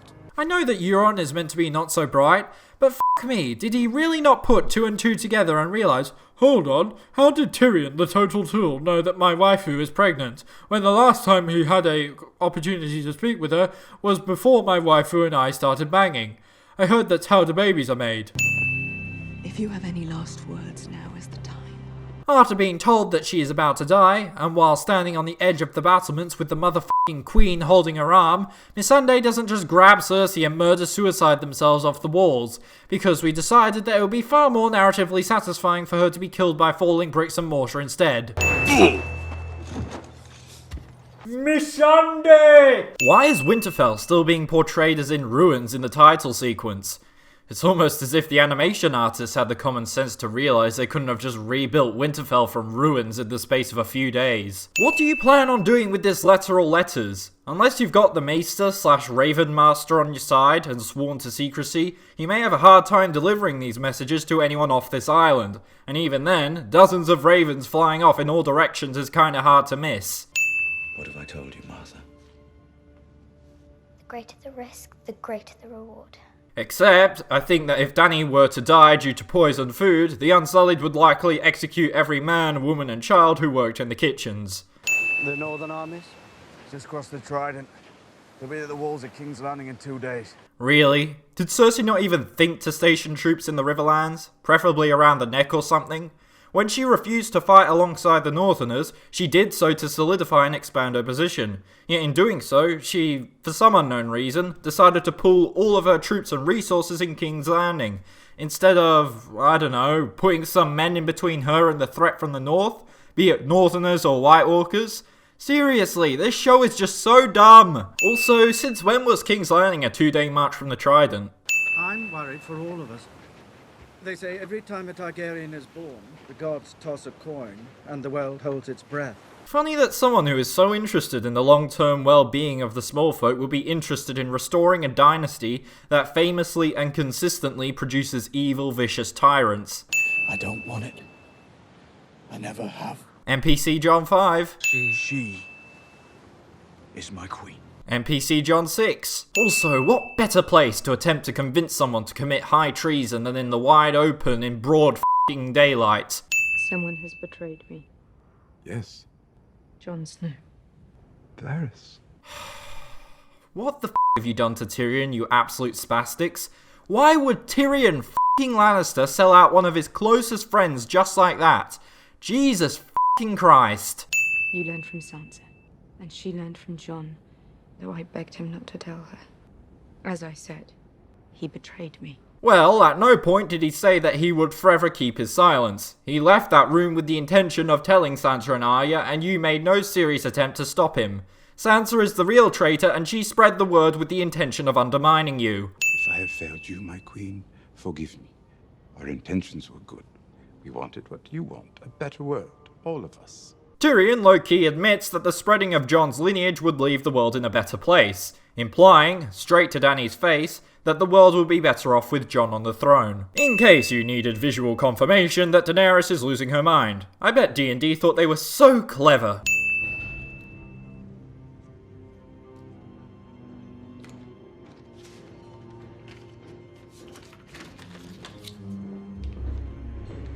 Varys realises that he's about to be marched off to be executed for treason without any formal trial, but for some reason decides to make the effort to burn the letter and take off his rings. Also, how does he know that the group of people coming down the hallway are here to arrest him anyway? He has no idea that Tyrion even sold him out. It was me. Yes, tell Cersei. I want her to know it was me. Goodbye, old friend. Goodbye, old friend cliché. breaker of chains and mother of dragons. Drogon appears from right behind Daenerys despite no prior indication of a giant lizard just chilling 10 feet away. I know it's nothing major or anything, but this just goes to show how in this season, logic and reason is constantly sacrificed at the altar of pretty and cool visuals. Varys may be the only person in history to be killed instantly and silently by dragonfire. I guess the writers really wanted to hammer home the fact that the smartest and most conniving character in the series died without so much as a whimper. I don't want it, and that's what I told him. NPC John 7. Far more people in Westeros love you than love me. I don't have love here. Sure, far more people in the North love Jon Snow more than you, and for good reason, because as far as they are concerned, he is Ned Stark's son. Yet for some retarded reason, Daenerys extrapolates that heavily biased opinion to the entire continent of Westeros. As Jon said, more people live in King's Landing than in the entire North. Even if everyone up there hated you, they'll exist as an extremely small minority in your overall population, so long as you garner support from the Southerners. Something I think you'll enjoy more success with than Jon f***ing Snow. You will always be my queen. NPC John 8. I don't be fear. Because my nephew wouldn't bang me, my reign is doomed to collapse unless I invoke fear into my subjects. Flawless logic. The people who live there, they're not your enemies. They're innocents, like the ones you liberated in Marine. In Marine, the slaves turned on the masters and liberated the city themselves the moment I arrived. Yes, but you're kind of forgetting one crucial aspect of that conquest. You provided the slaves of Marine with weapons. The Unsullied snuck in and posed as slaves and not only provided weapons, but assisted in the coup. Are you not going to do the same with Cersei and King's Landing? Of course not. That would almost make too much sense. If the city surrenders, they will ring the bells and raise the gates. Please, if you hear them ringing the bells, call off the attack. It was at this point that those of us who read the leaks either threw something at their television or drowned their sorrows in strong Russian alcohol. Your brother was stopped trying to get past our lines. It seems he hasn't abandoned your sister after all. Unless the absolute dumbass admitted to his Unsullied captors that he intended to reunite with Cersei, why would the Unsullied detain him? For all they know, he could have travelled south to join them. I'd like to question exactly how Cersei is managing to convince tens of thousands of civilians to leave their fields and villages and travel to a city that is just hours away from being attacked by Daenerys. Can't they see the massive army that is currently besieging the city? Don't they remember what happened the last time the city fell? Also, apparently the existence of the Iron Fleet is subjective. The rear guard should be here by daybreak. She wants to attack now. Daybreak at the earliest. Shouldn't you be questioning why she wishes to attack at all? Wasn't your plan to put the city under siege to starve Cersei out? Davos, I need to ask you a favor. You're the greatest smuggler alive, aren't you? I'm not gonna like this favor, am I? Yes, but you do it anyway. Why would Davos commit high treason against a queen who has a track record of burning traitors with no trial or plea? All for someone who killed his son and many of his friends with wildfire. Remember when we spent an entire season developing the surrogate father-daughter relationship between these two while they were on the road together? Remember how it was one of the more entertaining subplots of this show's run? Because D&D don't. I need to go talk to my captain. Go ahead, talk to him. Yes, just let two people that you have no clue as to who they are into your camp unchallenged. It's not like anything bad has ever happened in these kind of camps. D&D killed this joke in Season 6, yet they still went ahead and dug up its dead and decaying corpse and presented it to us as if it was fresh and original and actually comedic. How did they find you? I don't get it. Jaime was trying to get into King's Landing, no? And I assume he was going the same way as everyone else. So if the Unsullied could have singled out and detained Jaime for trying to cross their lines, then it implies that their lines actually form a roadblock to anyone attempting to enter King's Landing. So then why aren't they bothering to stop the rest of the civilians from entering King's Landing to be turned into human meat shields for Cersei? Difficult to do from here. How did you even get that? Hey, Mr. Unsullied, sir, can I also have the key to the binds of the prisoner who just so happens to be my brother? Oh no, don't worry, I won't never even contemplate of using it to release him, not at all. If not for yourself, if not for her, than for every one of the million people in that city, innocent or otherwise. To be honest, I never really cared much for them. Innocent or otherwise. Ah, this is a dead horse if I've ever seen one, but I'm still going to kick the shit out of it. So, you just killed the Mad King for shits and giggles then? This is the same guy who said this to Brienne. Tell me if your precious Randy commanded you to kill your own father and stand by while thousands of men, women and children burned alive, would you have done it? Jaime sacrificed his honour and his pride for no other reason than to protect the entire population of King's Landing. And now apparently, oh, I never really cared about the peoples because the people who wrote this script are brain dead. Now if you'll excuse me, I need to think of the most pathetic way possible for me to die. For f***'s sake.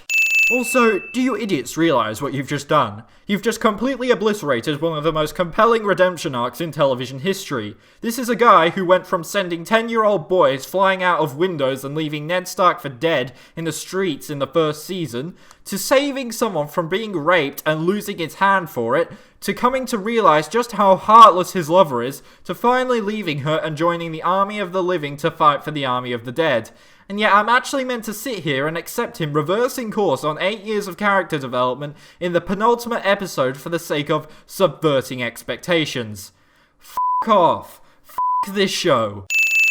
She has the Lannister army, she has the Golden I defended the city last time it was attacked. I know it better than anyone. It will fall tomorrow. What? Did you just completely miss those several hundred scorpions lining the walls of King's Landing as well as adorning Euron's Iron Fleet that just a few days ago, a fraction of the number managed to kill Rhaegal? Mate, it's quite obvious that the city defences have changed in the 6 whole years since the Battle of the Blackwater. Also, why is Tyrion so certain that the city will fall? He saw firsthand the power of the scorpions and that one good shot would be enough to kill Drogon. Without him, you have maybe 10,000 tired, injured, and low morale Unsullied Dothraki and Northmen. Maximum. And as far as I can tell, you have no siege weapons either. I wonder why. Then the Golden Company, with their 20,000 highly trained and healthy men, would likely be enough to obliterate Dany's armies just on their own. You come out onto a beach at the foot of the keep. A dinghy will be waiting for you. Sail out of the bay.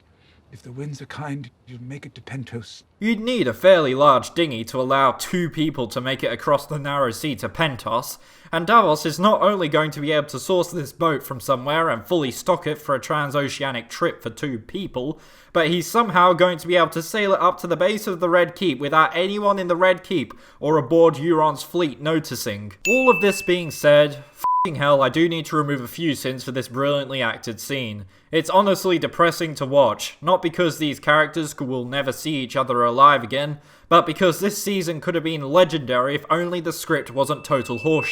3.5 minutes of establishing shots. For the second time in this season, the defenders are urgently preparing for an incoming attack with really no indication that an attack is in fact imminent. I know that no one really cares, but you'd think that if Arya and the Hound really wanted to have a good chance of making it into the Red Keep undetected, that they would have put a bit more effort into dressing incognito. For God's sake, why are you putting your troops outside your walls and then closing the gate behind them? Also, I thought Captain Strickland said that he brought 20,000 men and 2,000 horses.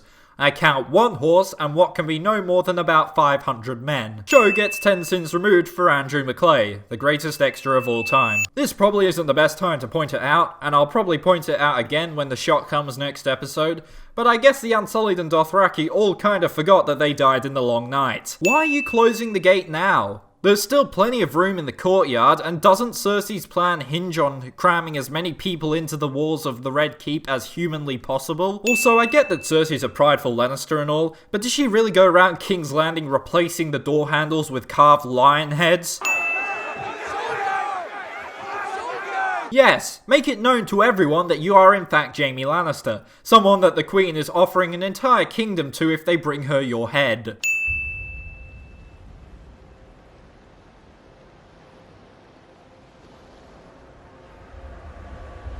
I was half expecting D&D to subvert my expectations and have that object emerging from the clouds to be a seagull. Do you honestly blame me? Also, Ramin Djawadi breaks the 4th wall and plays a tune that sounds like a dive-bombing World War II Stuka. And yes, I pronounced it properly this time. This bullshit. Euron's crew kind of forgot that they were meant to be mutes. This bullshit also. Why aren't you firing at yourself, you twat? You know for a fact that this dragon would be dead and sinking if you were manning the trigger. Also, what do you mean by fire? Gunpowder hasn't been invented yet, so using that word to order a scorpion to shoot doesn't make a whole lot of sense. Loose, on the other hand, would. He survives this. Jesus Christ, are you f***ing serious? A mere 11 ships outfitted with scorpions was all it took to kill Rhaegal and deter Drogon from further attack. Yet all of a sudden, Drogon can attack hundreds of Ironborn ships and not a single ballista bolt hits him? What the f***? Of course, Blizzard got into the internal workings of the Game of Thrones universe, and the Scorpions are just nerf now, I guess. Who needs logic and consistency within consecutive episodes when we can have dumb fire explosions that will make Michael Bay blush? These guys next to the Scorpions atop the walls should be able to clearly see and hear the dragon wreaking havoc behind them and setting up to aim and fire, loose, their Scorpions. I guess it does sound a little dumb.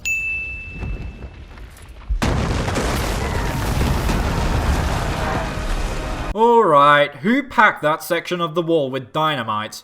Unless Dragonfire is suddenly explosive now because reasons! And the award for the most useless character in the series goes to...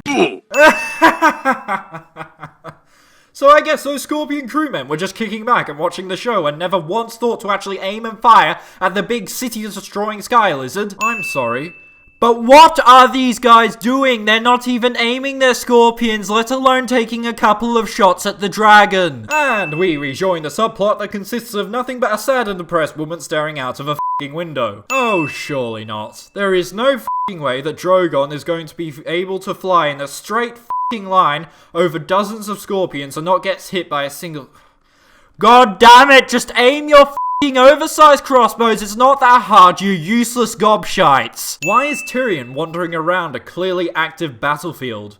What does he hope to achieve? What is this scene's purpose? Who f***ing knows? The Red Keeper's never fallen. It won't fall today. Cersei kinda forgot about Robert's rebellion. Also, I know that Cersei's not exactly the brightest spark, but she can clearly see that she's going to lose. Without any means of shooting down the dragon, even if she had 1,000,000 men at her command, they would mean absolutely f*** all in the face of medieval nuclear weapons. Why are the Lannister soldiers not bothering to attack? Sure, once their BS reinforcements arrived and the f***ing dragon lands right next to them, I can see why. But why not attack and kill them here? There's only about a group of 20 or so of them in this shot, with there being several hundred Lannister soldiers at least. Ah, but of course, Tyrion could never have possibly heard the bells ringing citywide if he hadn't entered an active battlefield to get a line of sight. Makes perfect sense. You know, I'd recommend remaining airborne. You may have destroyed all of the scorpions by sheer fluke, but one ballsy Lannister soldier with a bow could very easily kill you from that distance.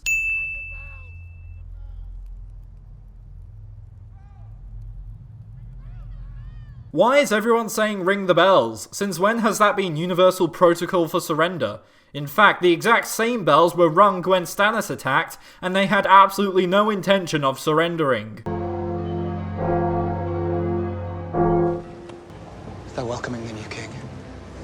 I've never known bells to mean surrender. Anyone else getting a bit tired of let's have everyone stare into space while the music builds strategy of building tension? Because I know I am. Daenerys looks at the Red Keep as if it was her childhood sex abuser. What? What? The Scene lacks a hologram of Emperor Palpatine telling Grey Worm to execute Order 66. Now, I guess I'm supposed to list off the several dozen reasons as to why portraying Daenerys' snap in this way is mind-bendingly retarded, but I'm sure anyone who has made it this far into the video should all be well and truly on the same page regarding the absolute stupidity of the scene. That being said, why the f*** is Daenerys systematically going up and down the streets of King's Landing like a f***ing lawnmower when the Red Keep that contains Cersei f***ing Lannister, her enemy, is literally right f***ing there? What the actual f*** Oh, come on, I know that men do stupid things when there's little to no moral repercussions, but you're not seriously telling me that Jon and Davos are the only people in the entire Northern Army that have high enough morals to not butcher innocent and defenseless men, women and children just because they can. Also, apparently the Northern Army, which is meant to now consist of equal numbers men and women, decided to only bring the men along today to make sure women aren't being portrayed in the same negative light. Anyone else sensing some current year political agenda going on here? This entire war is bad message that the show is clearly trying to shove down our throats rings so hollow, because this is the first time since about season 3 or 4 that the horrors of war and war in of itself, even if the good guys are winning, is actually being portrayed in a negative light. Before this episode, war was merely a plot device that was continually used to solve plot threads in favour of the good guys without actually showing this shit and how every battle and war affects the innocent. In other words, the show only wants us to care about the horrors of war when it needs us to care. Also, slow motion and muffled sound when a main character is trapped in a complex moral dilemma cliché. What if I told you before this season started that Jon Snow would kill more Stark soldiers than White Walkers in season 8?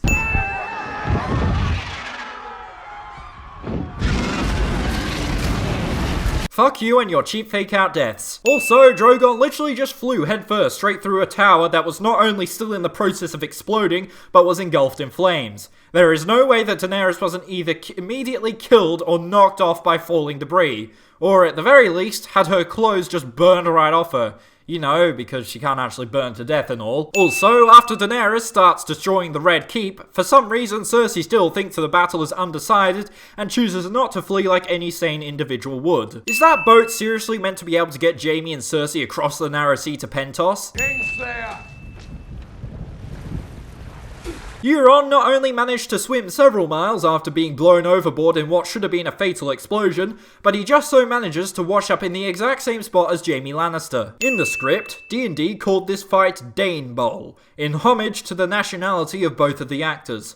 I unironically want to die. Euron, who managed to defeat the Sand Snakes and Yara Greyjoy all in single combat, doesn't immediately kill Jaime Lannister, someone who has one f***ing hand. Euron stabs Jaime in a non-fatal position rather than stabbing him in the head or the neck or the heart. Your Grace, it isn't safe here any longer. The Red Keep is the safest place in the city. She does realise that by waiting by a window, literally at any moment Daenerys could instantly incinerate her with absolutely no warning. You fought well. For a cripple.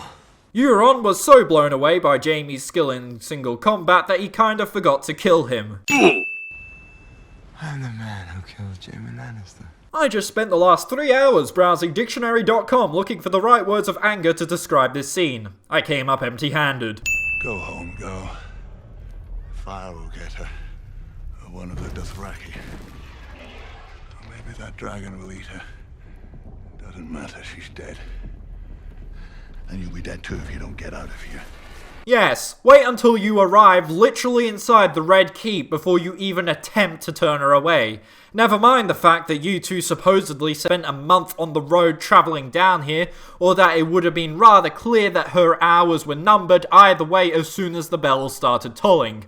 I guess we can't have a poignant scene in this piece of shit episode unless buildings are collapsing around them and or Drogon is flying around in the background. You come with me. You die here. Sandor, thank you. Oh, so I guess this means that she's finally realised how stupid she was to turn her back on her family and friends in favour of petty revenge. So I guess after this episode she'll reunite with Sansa and Jon and Gendry and finally complete her character arc. I mean, could you imagine if after all of this she randomly decided to f*** off to, say, west of Westeros? Would it have been too much to ask John Williams to allow you to use Duel of the Fates for this one scene? The Darth Maul door opening motif would have been f***ing perfect, and yet I'm conflicted as to whether or not a duel straight out of Star Wars is a good thing or a bad thing to be finding in this show. Discuss. Of course, 3 of the most highly skilled knights worthy of the position of Queensguard go down like f***ing stormtroopers against one guy.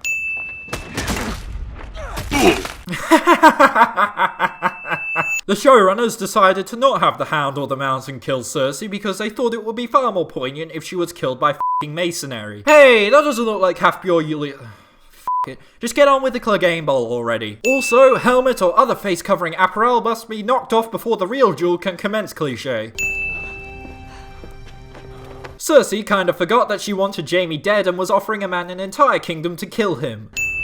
You're hurt. Doesn't matter. I think it kind of does. Euron stabbed you with a rather long dagger and twisted, in an area with a fair few arteries and vital organs. How are you not dead from blood loss yet? Why is the Mountain even bothering to parry? Doesn't he know that he's completely invincible to blades?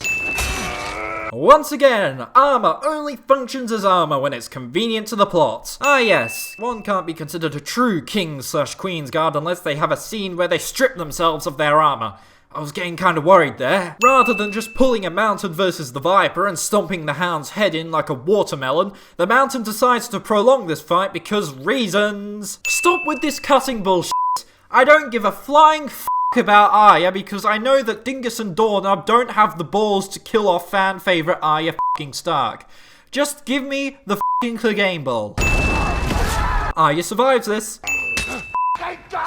My thoughts exactly, Sandor. Just not in relation to the Mountain, however. Also, for someone who chastised some random twat for having his last words being f*** you and c***, you sure do have a way with last words yourself. Convenient near-collapsed wall just behind the Mountain is very much convenient. Also, I feel like I should just add a few hundred sins purely because the Red Keep is seemingly only collapsing as per the dramatic tension, even though Daenerys and Drogon could have leveled this entire building 5 times over by now.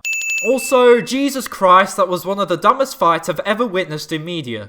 Yes, I know the Clegane Bowl is a meme, but they really missed an opportunity to actually make it a good character moment. You could have had Arya fight the Mountain, but she quickly gets her ass handed to her because her entire fighting style revolves around stabbing, and that clearly doesn't work on Franken Mountain. The Mountain severely injures her, or maybe even kills her, before the Hound sacrifices himself to try and save Arya, his surrogate daughter. As it stands, Arya's character is just a war is bad plot device that was being adequately serviced by Jon, Davos, and Tyrion, with the Clegane Bowl feeling utterly pointless as we can tell right from the outset that both of them are going to die. Why is it that all of the Lannister soldiers are fleeing or cowering in terror while all the Northern soldiers are on the unrelenting offensive?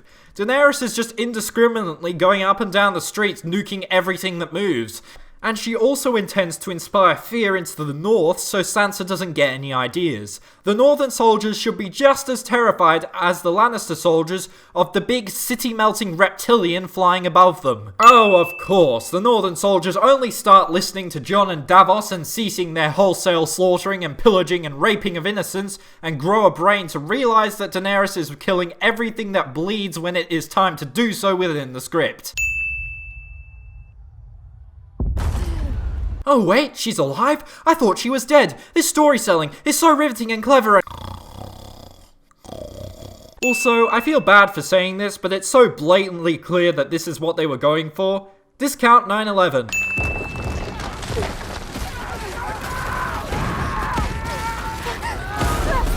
Arya survives this. What a shocker. Also, why didn't you just run off to the side to avoid it collapsing atop of you?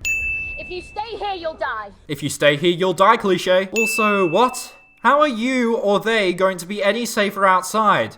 Sure, this house could be exploded at any moment, but if you go outside, then you could also be exploded at any moment, on top of having to contend with murderous and rapey, unsullied Dothrakian Northmen. That would be a shit way to go out, raped and butchered by your fellow Northerners. And it still would have been more narratively satisfying than most of the plot choices in this season. Every single person in this room chooses to follow the girl who entered this room not 30 seconds previously after nearly being crushed by a bell. And she survives this. But my sanity hasn't. I don't like this. Not like this.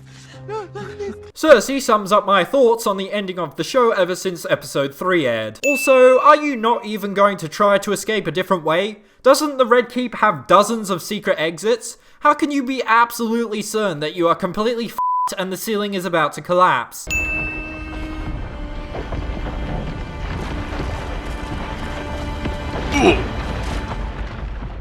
And you all thought I was done adding stupid numbers of sins to this piece of shit season?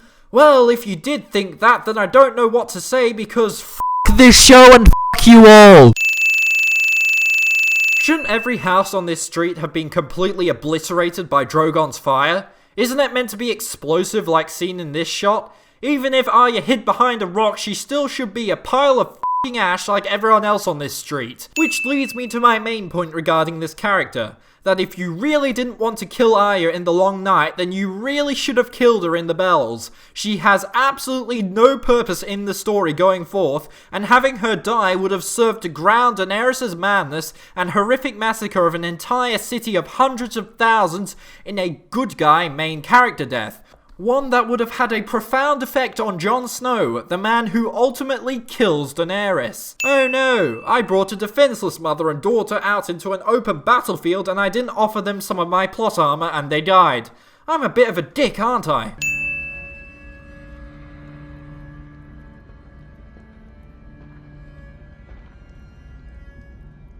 Random horse! 2 whole minutes of Arya walking up to a random horse, and here's me thinking that this was some artsy representation of Arya passing on to the afterlife, and Jon would find her burnt corpse next episode. 2 whole minutes of walking and staring. This burnt and mentally damaged man leaving King's Landing subtly foreshadows how the audience will leave Game of Thrones feeling burnt and mentally damaged. This northern soldier crying subtly foreshadows how the audience will feel after realizing they wasted 8 years of their life. Also, I can't believe the show has the gall to include a bunch of northern soldiers being placed in the same light as Jon, Davos and Tyrion. People in glass houses should not throw f***ing stones. You are all a bunch of war criminals. The Red Keep is still standing and relatively intact. You're seriously telling me that Daenerys leveled the city but chose not to destroy more of the building that contained her enemies? Also, didn't it literally collapse at its foundations last episode? I guess buildings now have f***ing plot armor. Gendry really is a magical blacksmith. How much more defeated do you want them to be? They're on their knees. They are breathing. Discount Imperial Japan. Kill all who follow Cersei Lannister. These are free men. They chose to fight for her. You'd think that Grey Worm of all people would understand the concept of military conscription. These people did not choose to fight for Cersei, they were forced to do so. Remember how you offered amnesty for the slave soldiers who fought for the Wise Masters in Season 6? No?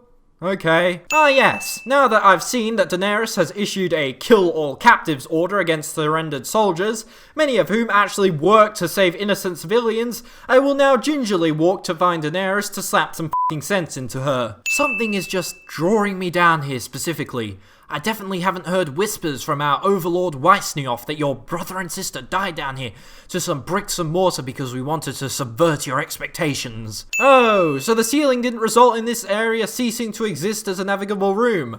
I love how events shown in this season can be retconned 1 episode later because plot. Of course, Cersei and Jaime could have survived being Captain Kirked and could have been halfway to Pentos if only they had stood 10 feet to the left.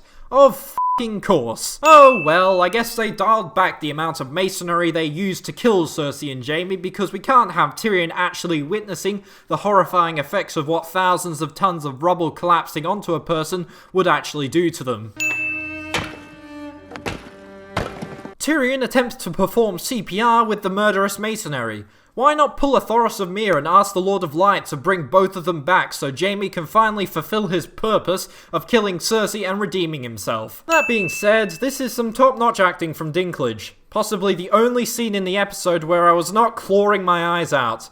And you know that it's bad when I start removing sins for scenes that are merely tolerable. Oh, so I guess that horse that we spent 2 whole minutes on at the end of the last episode was completely pointless. I feel so delightfully subverted. Also, why is Arya even here? What is her purpose? Why do I get the feeling that D&D are just looking for any reason they can to shoehorn this utterly pointless and annoying character into any scene they can? Who made this banner? Why did they need to make it so stupidly big? And who the hell managed to hang it up there?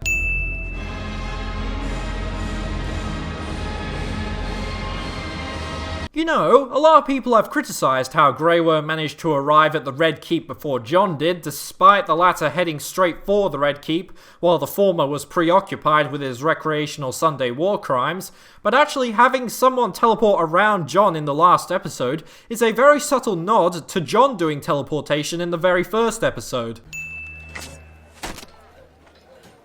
Jon Snow teleportation. Oh my god, it looks like she has dragon wings. D&D are so clever with their subtle storytellings. Jesus f***ing Christ. I guess the army that is entirely compromised of men, many of them lacking certain reproductive organs, somehow managed to repopulate back to full or near full strength from all of a couple of dozen survivors of the Long Night. Life finds a way.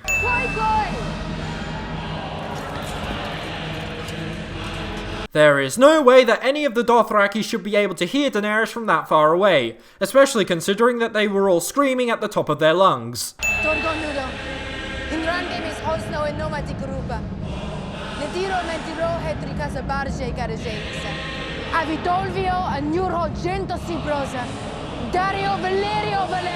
Master of War is a position that was entirely made up by Tommen and Cersei. Unless she didn't know that and the concept of the position just came to her, then I must question why she would continue to use a position that was entirely made up by those she sees as usurpers. Discount Hitler does a discount Nuremberg rally. In fact, this scene actually feels more like the General Hux speech scene from The Force Awakens.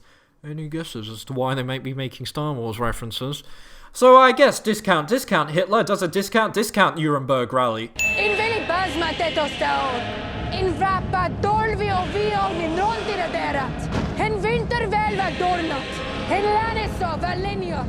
If you actually plan on conquering the entire world, then a better choice of words would have been from Hardhome to the Arbor, from Lonely Light to Asshai. But of course, we need to mention the homes of your two closest advisors, as if they need any more convincing that you're completely and utterly insane, and need to go the same way as your father and brother. Also, what? Your armies have been devastated. You've lost 2 of your dragons, the source of your power. You've inherited a devastated realm of kingdoms that are likely to devolve into civil war at the drop of a hat. You are in no position to conquer anything. Why are the Dothraki cheering this speech? Since when could they understand High Valyrian?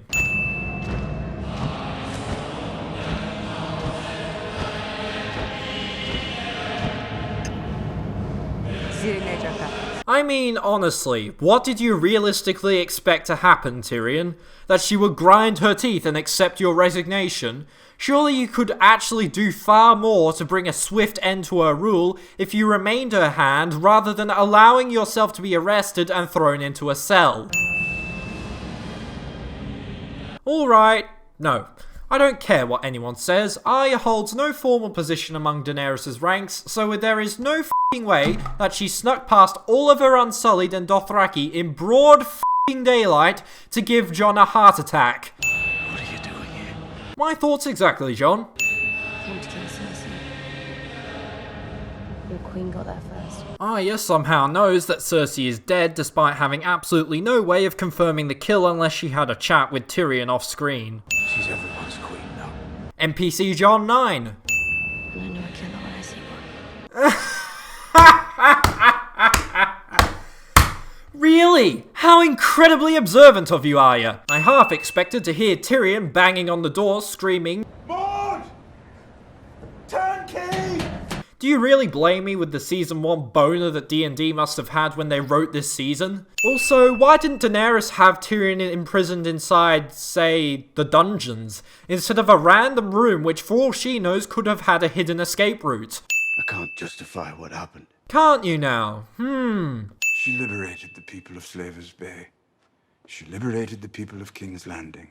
Oh, f*** off. Don't chalk up Daenerys' liberation of Slavers Bay as being just as brutal and unjust as her liberation of King's Landing. Daenerys went out of her f***ing way to make sure that no innocents were harmed during her conquests of Yunkai and Meereen. She went out of her way to harm innocents during her conquest of King's Landing. Also, why are you referring to it as Slavers Bay? Didn't you rename it to the Bay of Dragons? She's not her father, no more than your Tywin Lannister. Oh my god, please do not attempt to justify what happened. Cersei left her no choice. What? She saw her friend beheaded. What? She saw her dragon shot out of the sky. What?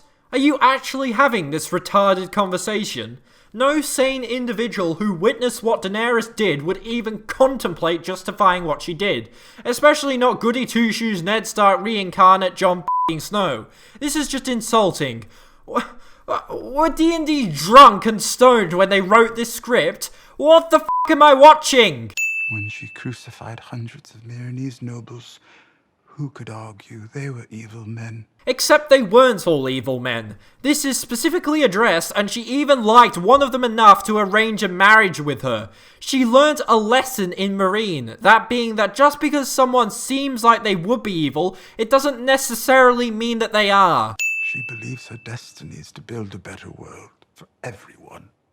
If you believed that, if you truly believed it, wouldn't you kill whoever stood between you and paradise? But she didn't need to kill the people of King's Land.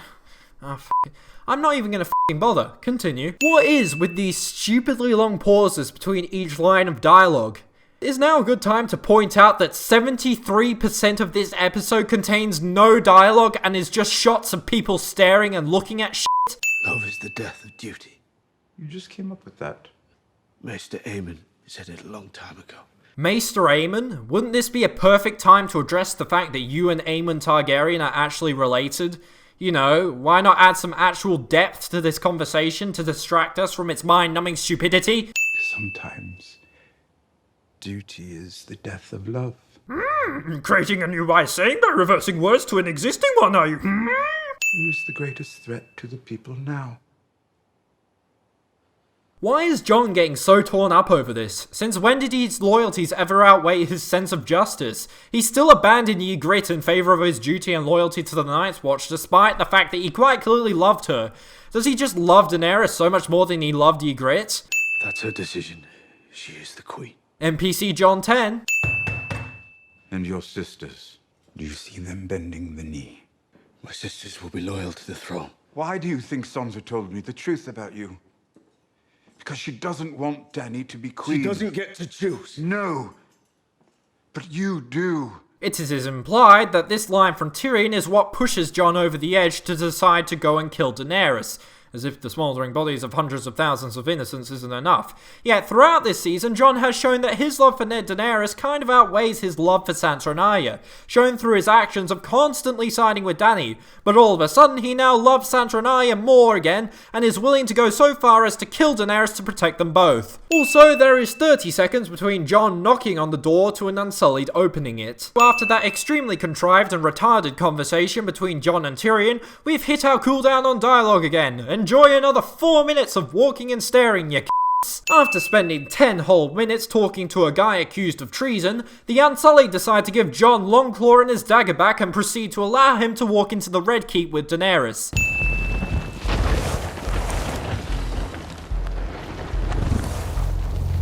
Discount Smorg. Also, how long has Drogon been resting completely stationary to allow several inches of snow/ash as well as a decent amount of rubble to accumulate on top of him? Jon walked into the Red Keep as if he knows exactly where he's going and wouldn't immediately get lost looking for Daenerys in the throne room. Why does Daenerys have absolutely no guards when she's entering a recently conquered castle for the first time?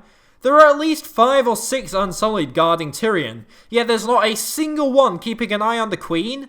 There could very easily still be some Lannister loyalists hiding in the Red Keep that could very easily jump out and kill an unguarded Daenerys. Also, and correct me if I'm wrong, but isn't the throne room meant to be orientated in the opposite direction, so that the main holdfast/tower of the Red Keep is behind the Iron Throne? Yes, I've seen Season 2 too. Also, after giving her Dothraki and Unsullied a speech on how she plans to take over the world, Daenerys stares and salivates over the Iron Throne. Are you going to rule Westeros, or are you going to embark on a campaign to conquer the world? When I was a girl. And that's the 3rd time that Daenerys has opened a conversation this season with, when I was a girl. It was necessary. Necessary? Have you been down there? Have you seen? Children, little children burned! I tried to make peace with Cersei. She used their innocence as a weapon against me. She thought it would cripple me. And Tyrion? No. Are you going to bring up the fact that they surrendered and she still went ahead and unleashed medieval nukes on the city, starting with innocent children? You can forgive all of them. Make them see they made a mistake. Make them understand. Please, Danny. Are you f***ing serious? Didn't Tyrion already convince him to kill Daenerys by playing the think of your family card? If so, then why the f*** is he still trying to get through to Daenerys? How do you know it'll be good? Because I know what is good. And so do you. Does he now? Did you just kind of forget about the argument that you just had with him not 60 seconds ago about what was good regarding the fate of Tyrion and the surrendered Lannister soldiers? You are my queen.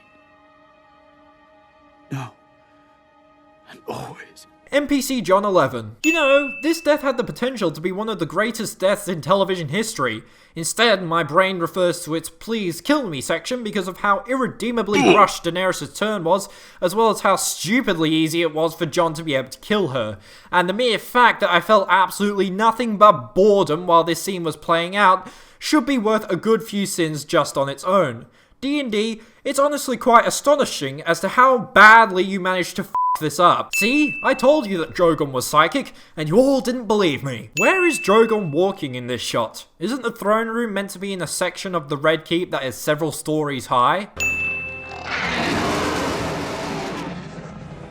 Quickly, Jon, you're the Dragonborn. Shouting like you did to the last one will no doubt kill him where he stands. Oh, of course, the fucking flying lizard understands medieval feudalistic power structures and its physical representation in the Iron Throne. For it wasn't Jon Snow that killed his mother, it was the Game of Thrones and her unwavering lust for power that killed Daenerys. Of course! And no, it has absolutely nothing to do with dragons being intelligent or Jon having Targaryen blood. Rhaegal and Viserion tried to kill Daenerys in Season 5, and there was this big conflict called the Dance of the Dragons, where all the Targaryens and their dragons killed each other. Dragons are capable of killing Targaryens. As you can see here, Drogon is turning the Iron Throne into the Iron Wheelchair Ramp, providing subtle foreshadowing for when a certain f***ing emotionless human tree is randomly just... Nope, we're not getting into that yet. It'll just make me angrier. Also, the melting of the Iron Throne feels utterly meaningless when all they do is just re-establish an absolute monarchy later this episode. Jon, I must go now. My planet needs me.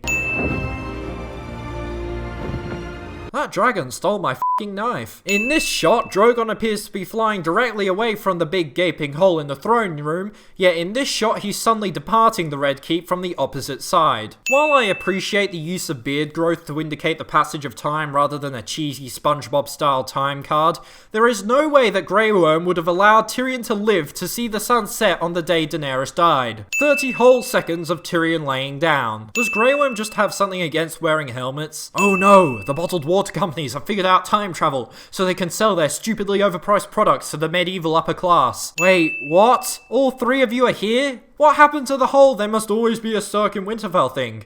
Did you just kind of forget? In fact, who are any of these people? Why is Arya and Bran here? Why is Brienne and Davos here? Why is Samwell f***ing Tarly here? Surely if you're looking for equal representation of the great houses of the Seven Kingdoms, then the only people who should be allowed to participate are Sansa Stark for the North, Edmure Tully for the Riverlands, Robin Arryn for the Vale, Gendry Baratheon for the Stormlands, Tyrion Lannister for the Westerlands, Bronn of the Blackwater for the Reach, Yara Greyjoy for the Iron Islands, and the Fresh Prince of Dorne for Dorne. But apparently the qualifying attribute to get a seat on this council is being a main character even if they hold no formal position. And now, after our 7.5-minute break of kissing, crying, dragon sentience, staring and walking, we finally return to scenes containing dialogue in the series finale of Game of f***ing Thrones.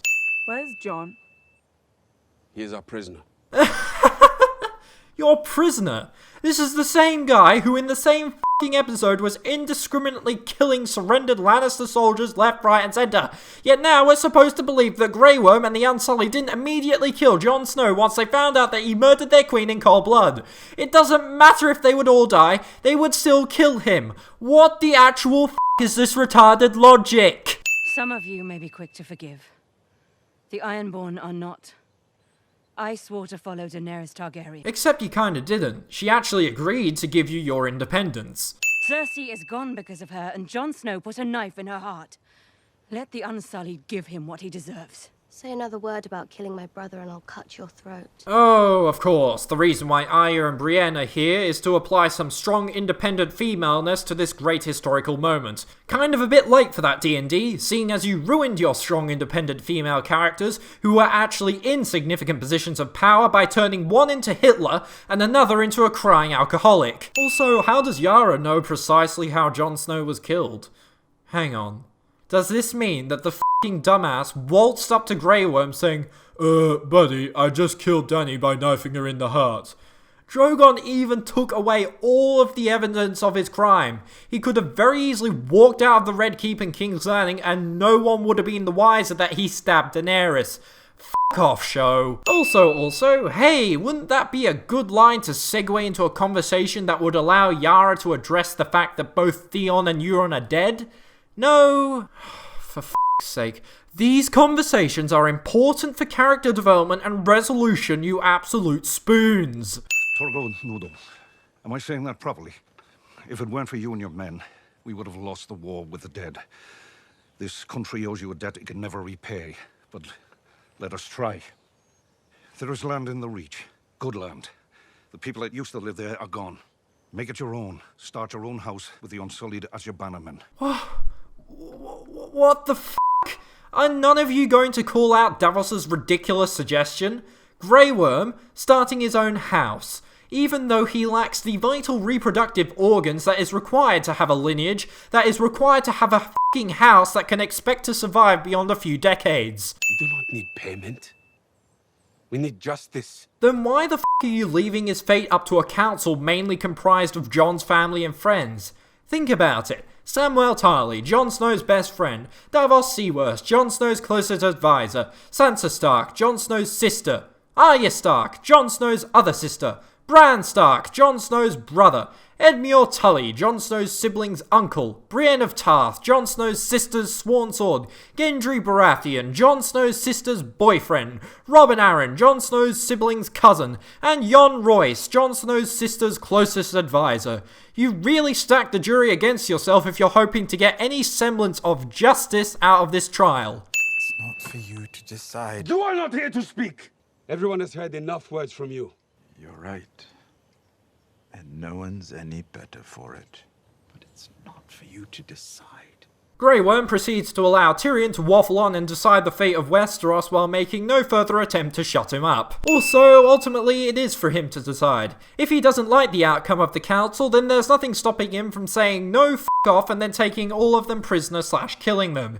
In fact, that's the only logical reason that I can see Grey Worm keeping Jon Snow alive after murdering his queen.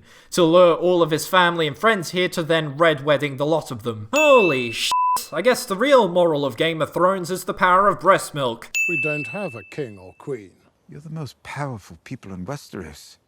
Choose one. Make your choice then. Grey Worm is okay with this. It's like Grey Worm has just kind of forgotten that he's Grey Worm. The same Grey Worm who indiscriminately killed everyone who stood in the way of his queen. Grey Worm who doesn't give a flying f*** about the future politics of Westeros. And there is no f***ing way that he would be okay leaving the fate of someone who should be unsullied enemy #1 in the hands of some random twat that he's never met or knows on a personal level.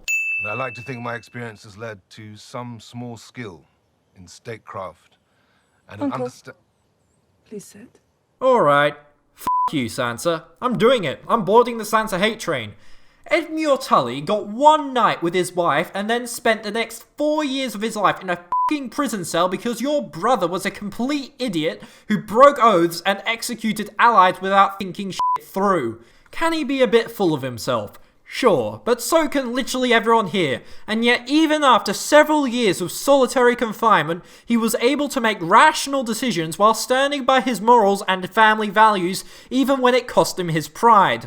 Much more than I can say for you, Sansa. Not to mention that you don't know him well enough to draw any conclusions about his personality. As far as you know, he is your maternal uncle who has been spending the last 4 years of his life paying for the mistakes of your brother. You should have at least let him finish, not cut him off like that, you disrespectful c***.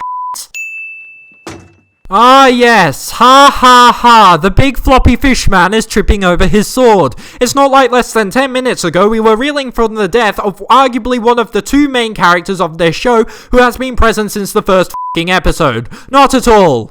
Maybe the decision about what's best for everyone should be left to, well, everyone. Because when there's no institutions of education and free press, and less than 1% of your population is literate, it's basically impossible to install a fully fledged modern democracy, especially in a sovereign state with a population of millions. Maybe we should give the dogs a vote as well. Sam gestures as if he agrees with the notion of giving the dogs a vote. Why is Yara laughing at this? Don't the Ironborn employ a similar system when it comes to choosing their kings and queens? Half the people hate me for serving Daenerys, the other half hate me for betraying her. Can't think of a worse choice. Who then? Oh right, well, I have an idea. The Seven Kingdoms needs the right monarch to thrive. Someone with the right head, the right heart, and the right blood. Maybe someone who knows the poorest of the small folk and the richest of the high lords and ladies. Maybe someone who is loved by many for his heroism in the field of battle. Maybe someone who just so happens to be the son of a king who kept the kingdoms in relative peace for the better part of 2 decades. Maybe someone who, as far as most people are concerned, is heir to both the Baratheon and the Targaryen name, and someone who will likely be accepted by both the High Lords as well as the Unsullied. If only there was such a perfect candidate staring you right in the face. If only! Also, speaking of which, despite the fact that Arya and Gendry are sat right across from each other, we get no conversation between the two of them. Instead, we get scenes of Jon looking depressed and Tyrion shuffling chairs around. They did my boy so dirty this season. What unites people? Armies, gold, flags, stories. I'm gonna go with option 3. This is a medieval feudalistic society and there is no way that you can hope to change that overnight. If you expand flags to mean families, then you have your answer. People are loyal to families, who are loyal to other families, who are loyal to the royal family. There's nothing in the world more powerful than a good story. And who has a better story than Bran the Broken?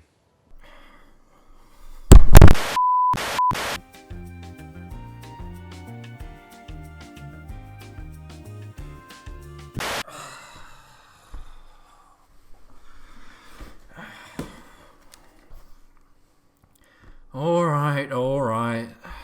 I've calmed down. Oh, I know who has a better story than Bran the f***ing Broken. Oh, let's see. Well, there's Jon, there's yourself, there's Sansa, there's Gendry, there's Edmure, there's Samwell, there's Gilly, there's Podrick, there's Hot Pie, there's f***ing unnamed Lord number 2, and... my horse! Bran's story was so dull and uninteresting that they had to cut him out entirely from Season 5. He gallivanted around the North and the real North, sat in a cave for 2 years, all for the sake of being glorified bait for Granddaddy Ice until Deus Ex Arya could come and steal a kill that wasn't hers to do. Also, who the f*** is going to follow him? He inspires as much loyalty as an autistic hamster. The boy who fell from a high tower and lived. Discount Harry Potter. He knew he'd never walk again, so he learned to fly. He crossed beyond the wall, a crippled boy, and became the three-eyed raven. Yes, because everyone here would know what a three-eyed raven is. Not even his siblings know who he is half the time. You're seriously telling me that Yara Greyjoy and the Fresh Prince of Dawn are sat there nodding along to all of this? F*** off! Make Jon or Gendry king and escort the spazzed out weirdo who watches porn of his sisters back to his spot by the weirwood tree. Bran has no interest in ruling, and he can't father children. Sansa somehow knows that Bran's dick doesn't work. That is the wheel our queen wanted to break. From now on, rulers will not be born. They will be chosen. On this spot are the lords and ladies of Westeros to serve the realm. What? Daenerys didn't want to break the wheel by installing an elective monarchy. She wanted to improve the lives of the small folk and the downtrodden, and all this is doing is making it so that every few decades the uppermost of the upper class can choose amongst themselves who is going to sit in the big boss chair. The small folk are going to be left just as downtrodden and forgotten than they have been for the past forever, while the upper class are empowered to continue being power-hungry and manipulating. This is exactly the opposite of what pre-Hitler Daenerys was hoping to achieve. Also, an elective monarchy. Really, this is quite possibly the stupidest system of government I've ever heard. Basically, when Bran dies, you're expecting the High Lords, who wield nearly absolute power within their own kingdoms, to come together, fairly choose a new monarch from amongst themselves, while playing nice. You do realise how stupid that is, right? Not only if 2 or 3 of the kingdoms don't like the chosen candidate and wanted someone else are they highly likely to go to war, as each great house still commands individual armies, but since the Westerlands are out of gold, whoever controls the Reach is going to have massive reach, no pun intended, over the other kingdoms as they control all the food and therefore all the money. So congratulations, you've just installed a government that will most likely allow for Bronn and all of his cocksucking grandsons to control the country in perpetuity. It's all well and good to install this system of government when everyone's tired of war, but Tyrion of all people should realise that this is not going to work in the future, nor should it even really work now. This show even showed us that elective monarchies just don't work. The King's Moot on the Iron Islands immediately led to a civil war between Euron supporters and Yara's supporters. Also, I understand what they're going for. They're trying to indicate Westeros taking the first of many steps to becoming a modern nation with modern politics. But it's no secret that the real-life inspiration for Westeros is medieval England/Great Britain, so then why not do something similar to the Magna Carta, where the King of England became a constitutional office rather than one that holds absolute power? Why do you think I came all this way? I want to die. I'm not sure I get a vote, but aye. No, you shouldn't. Tyrion literally just established that the High Lords and Ladies would choose the King/Queen. The only people who should get a vote are Sansa, Edmure, Robin, Tyrion, Yara, Gendry and Bronn, or I guess Sam if he's not here, and the Fresh Prince of Dawn. If you want to give Davos and Brienne a vote, then you need to give a vote to every single minor house of the Seven Kingdoms. Also, every single person votes for Bran, many of whom don't or barely know him, handing him their lands to rule over for the rest of his life. The North will remain an independent kingdom, as it was for thousands of years. Bran granting the North independence doesn't immediately result in Yara and the Prince of Dawn also declaring independence, followed by everyone else, because why should a now foreign king rule over the southern kingdoms when he's just given away the largest kingdom in the realm to his big sister without so much as a word? Are D&D just such massive House Stark fanboys that they're willing to bend the fabric of logic and reason just to set up a situation with the Starks ruling over everyone? Also, the North is in absolutely no position whatsoever to secede from the Seven Kingdoms. Every settlement north of Winterfell is devoid of life and in ruins. They've likely lost all of their food supplies and there's an entire winter ahead of them. What remains of the population are injured, battle-weary and starving, with the majority of them homeless. Most of them couldn't care less if Sansa was a queen or a wardeness sworn to King's Landing. But many of them probably would care if the aid and supplies and the free trade from the south slowed or stopped altogether. Why is it so difficult for you to just swallow your pride and bend the f***ing knee? I prefer the title Bran the Wheelie Wheelie Legs No Feely. I choose you. You cannot.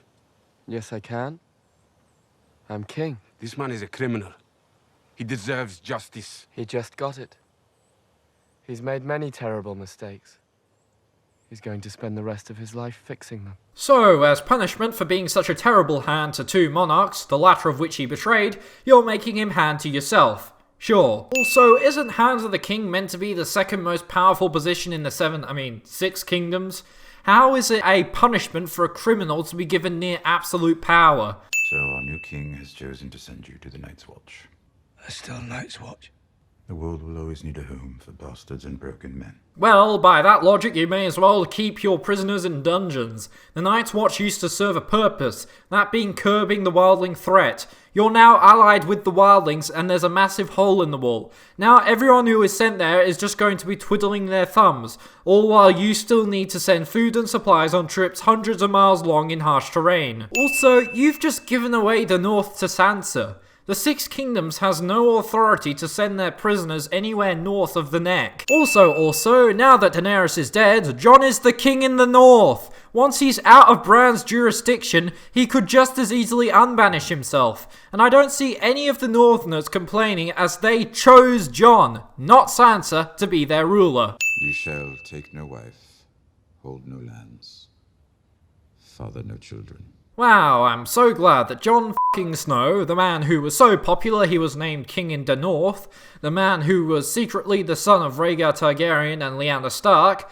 the man who was heavily hinted at being the great prophesized Azor Ahai, the man who was brought back from the f***ing dead, just spent the last 2 seasons doing absolutely nothing before stabbing Daenerys and being shipped off to the wall. Fan-f***ing-tastic. The Unsullied wanted your head, of course. But Grey Worm has accepted the justice of a life sentence. Grey Worm would want his head and would not settle for anything less. It doesn't matter if he would need to start a war to do so. The Unsullied do not care that Westeros has been at war for years. The Unsullied place no value on their own lives. Grey Worm does not care about life sentences. F*** off has he accepted the justice of a life sentence. Was it right, what I did? Oh my god, you're not telling me that Jon is still torn up over this. She motherfucking turned into Hitler and proclaimed that she would do what she did to King's Landing to the entire world, and yet you're still conflicted over stabbing her in the heart. What have D&D done to you? A few years as Hand of the King would make anyone want to piss off the edge of the world. Tyrion says this as if Bran is going to force him to shoulder all the work of ruling. Sure, being hand to someone like the Mad King, Robert, or Joffrey may have been an exhausting job, but didn't you suggest Bran to be king with the hopes that maybe he would use his infinite wisdom to do some of the ruling himself? Wait, whose ships are these? Plain black sails? Are they Night's Watch ships? Does the Night's Watch have a navy now? Or is this the Targaryen fleet and Grey Worm just had all the sails changed to black because he's mourning or something? That doesn't really make any sense either, because didn't Euron sink the entire Targaryen fleet in episode 4 anyway? Also, King's Landing is looking surprisingly intact, considering that a dragon leveled the city just a few weeks prior. Wait, what? The Dothraki are just waltzing around the streets of King's Landing like nothing ever happened? Didn't Daenerys name all of them her Blood Riders? Doesn't that mean they're all required to kill the man who killed their Khaleesi? And even if that's not the case, there should have been some fighting going on until a few Khals came out on top, and then they should have left and proceeded to rampage around Westeros pillaging shit. There's no f***ing way that they were just going to integrate into a Westerosi lifestyle after what just happened.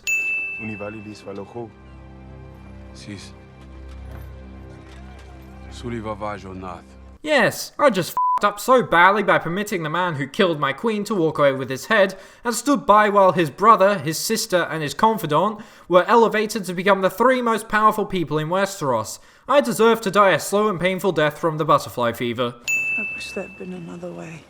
Can you forgive me? Oh, it's not like you used the information on my lineage that I told you in secret to undermine Daenerys, leading her to go crazy, leading to hundreds of thousands of people dying, leading me to have to kill her, all so that you could wear a fancy hat and sit in a fancy chair. Sure, I forgive you.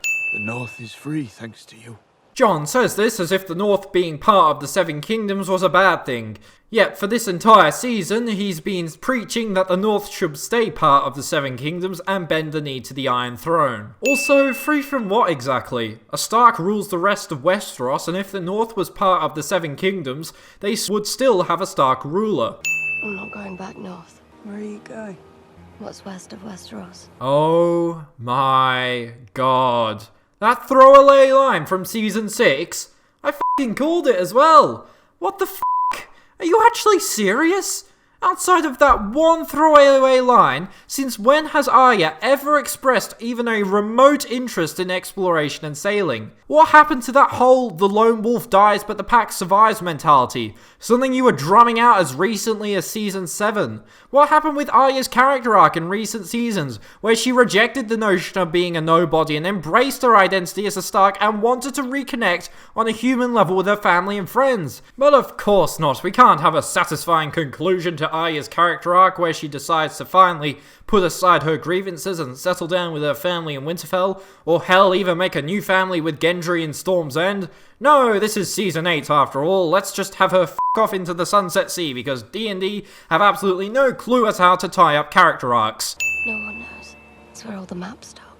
That's where I'm going. Well, even the most experienced Ironborn sailors have been trying for centuries, and yet no one has ever returned from a westward voyage into the Sunset Sea, while you have absolutely no sailing, astronavigation, or cartography experience. So enjoy dying of starvation, mutiny, or shipwreck. Also, if you really want to know, why don't you just ask your omniscient demigod of a little brother sat right next to you? He probably knows the continental layout of the entire planet. You have your needle? Right here. Ah yes, that sword that I believe you've used once in the past 4 seasons. In fact, you didn't even use your face swapping abilities this season, and for most of last season. It's almost like Arya kind of forgot that she has these tools in her arsenal. Why is she crying so much? Even she doesn't want to go. I feel like D&D has stood out of shot holding her at gunpoint and forcing her down this incredibly stupid and out of character path. I guess Maisie Williams didn't have to try very hard to act this scene, given the irredeemably stupid ending to her character that she's been playing for the last decade of her life, bending the knee to the tree. I'm sorry I wasn't there when you needed me. You were exactly where you were supposed to be. Ah yes, you were. My master plan finally came to fruition. I spread the right information to the right people, and now I'm f***ing king. Even though I just gave up jurisdiction over the north when I could have just told Sansa to go suck a lemon. Now I could pardon you for killing the last monarch like Bobby B did with Jaime.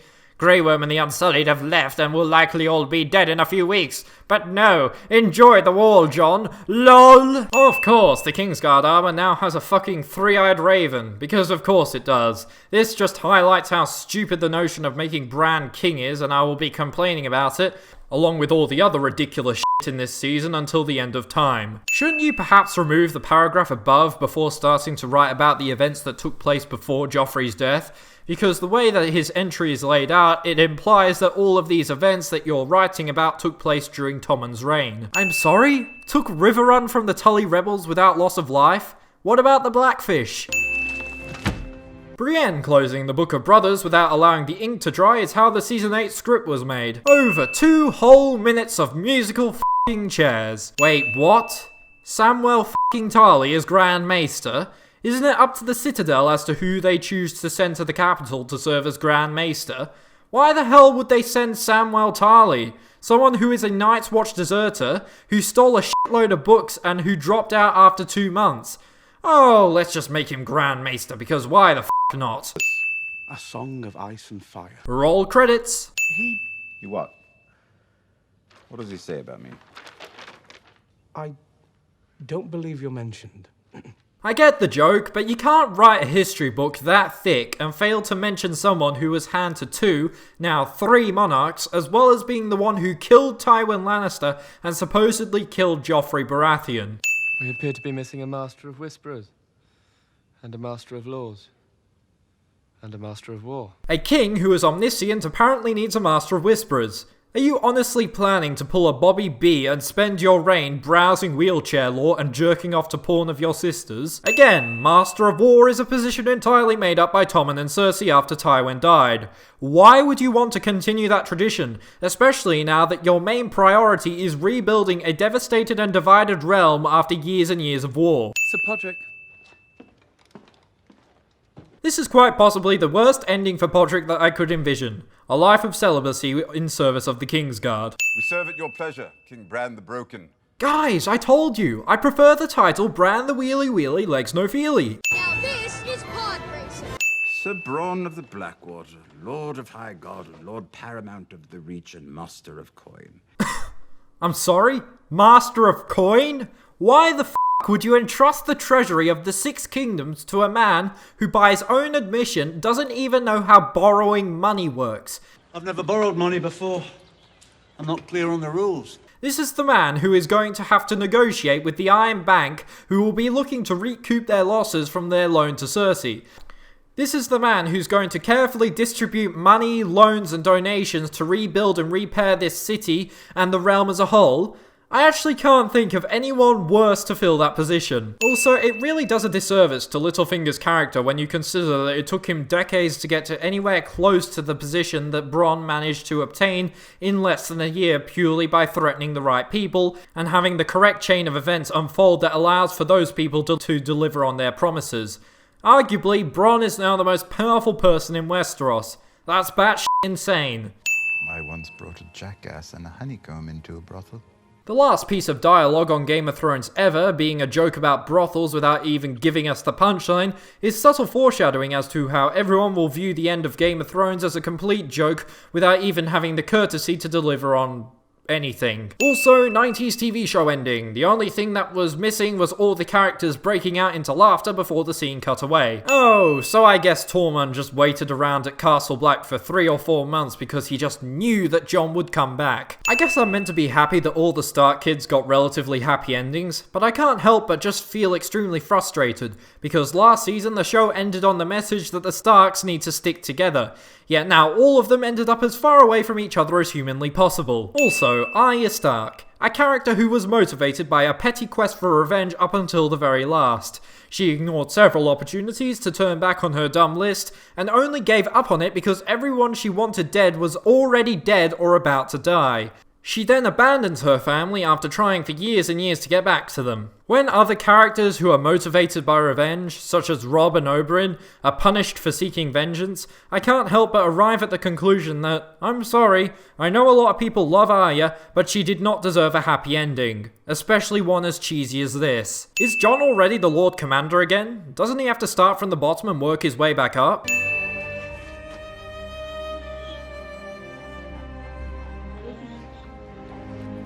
Yes, I subscribe to the theory that some poor sod at HBO had to throw together this scene in 2 weeks in response to the backlash on Twitter. You can't win me back over that easily. Not only did Arya manage to source an entire crew willing to sail off into the Sunset Sea under a completely inexperienced captain to face certain death, but she managed to source a ship with a direwolf figurehead and sails, and all without returning to the north. You know, I'm gonna say it, Sansa did not deserve this. First of all, her position is built on her betraying her brother's trust, as well as hundreds of thousands of dead innocents. Second of all, the Northerners proclaimed Robb and Jon as king in the North because of their natural leadership skills and valor in battle. Sansa became queen in the North because she spat her dummy out at the Great Council and said, "We're independent now, lol," and Bran nodded in agreement. Also, didn't Arya threaten to kill Sansa if she ever undermined Jon? Because that is exactly what Sansa did to become queen in the North. I'm debating whether this grass means that winter is over already, which is stupid, or that killing the Night King means that global warming will soon become a massive issue. Might want to invest some of that coin in seawalls and hurricane shelters before long, and Arya is well and truly f***ed now, even more so than she was already. What is Jon even doing? Is he deserting the Night's Watch for a life beyond the Wall, or is he just escorting Tormund? Because if it's the former, then that would be an odd departure from him begrudgingly but being honor bound to accept his life sentence at the Wall. Yes, it's just like the beginning of episode 1. Yes, D&D are so clever. Yes. Please, just end it already. And are you happy with how things ended? Yeah. She didn't say yes. Best season ever!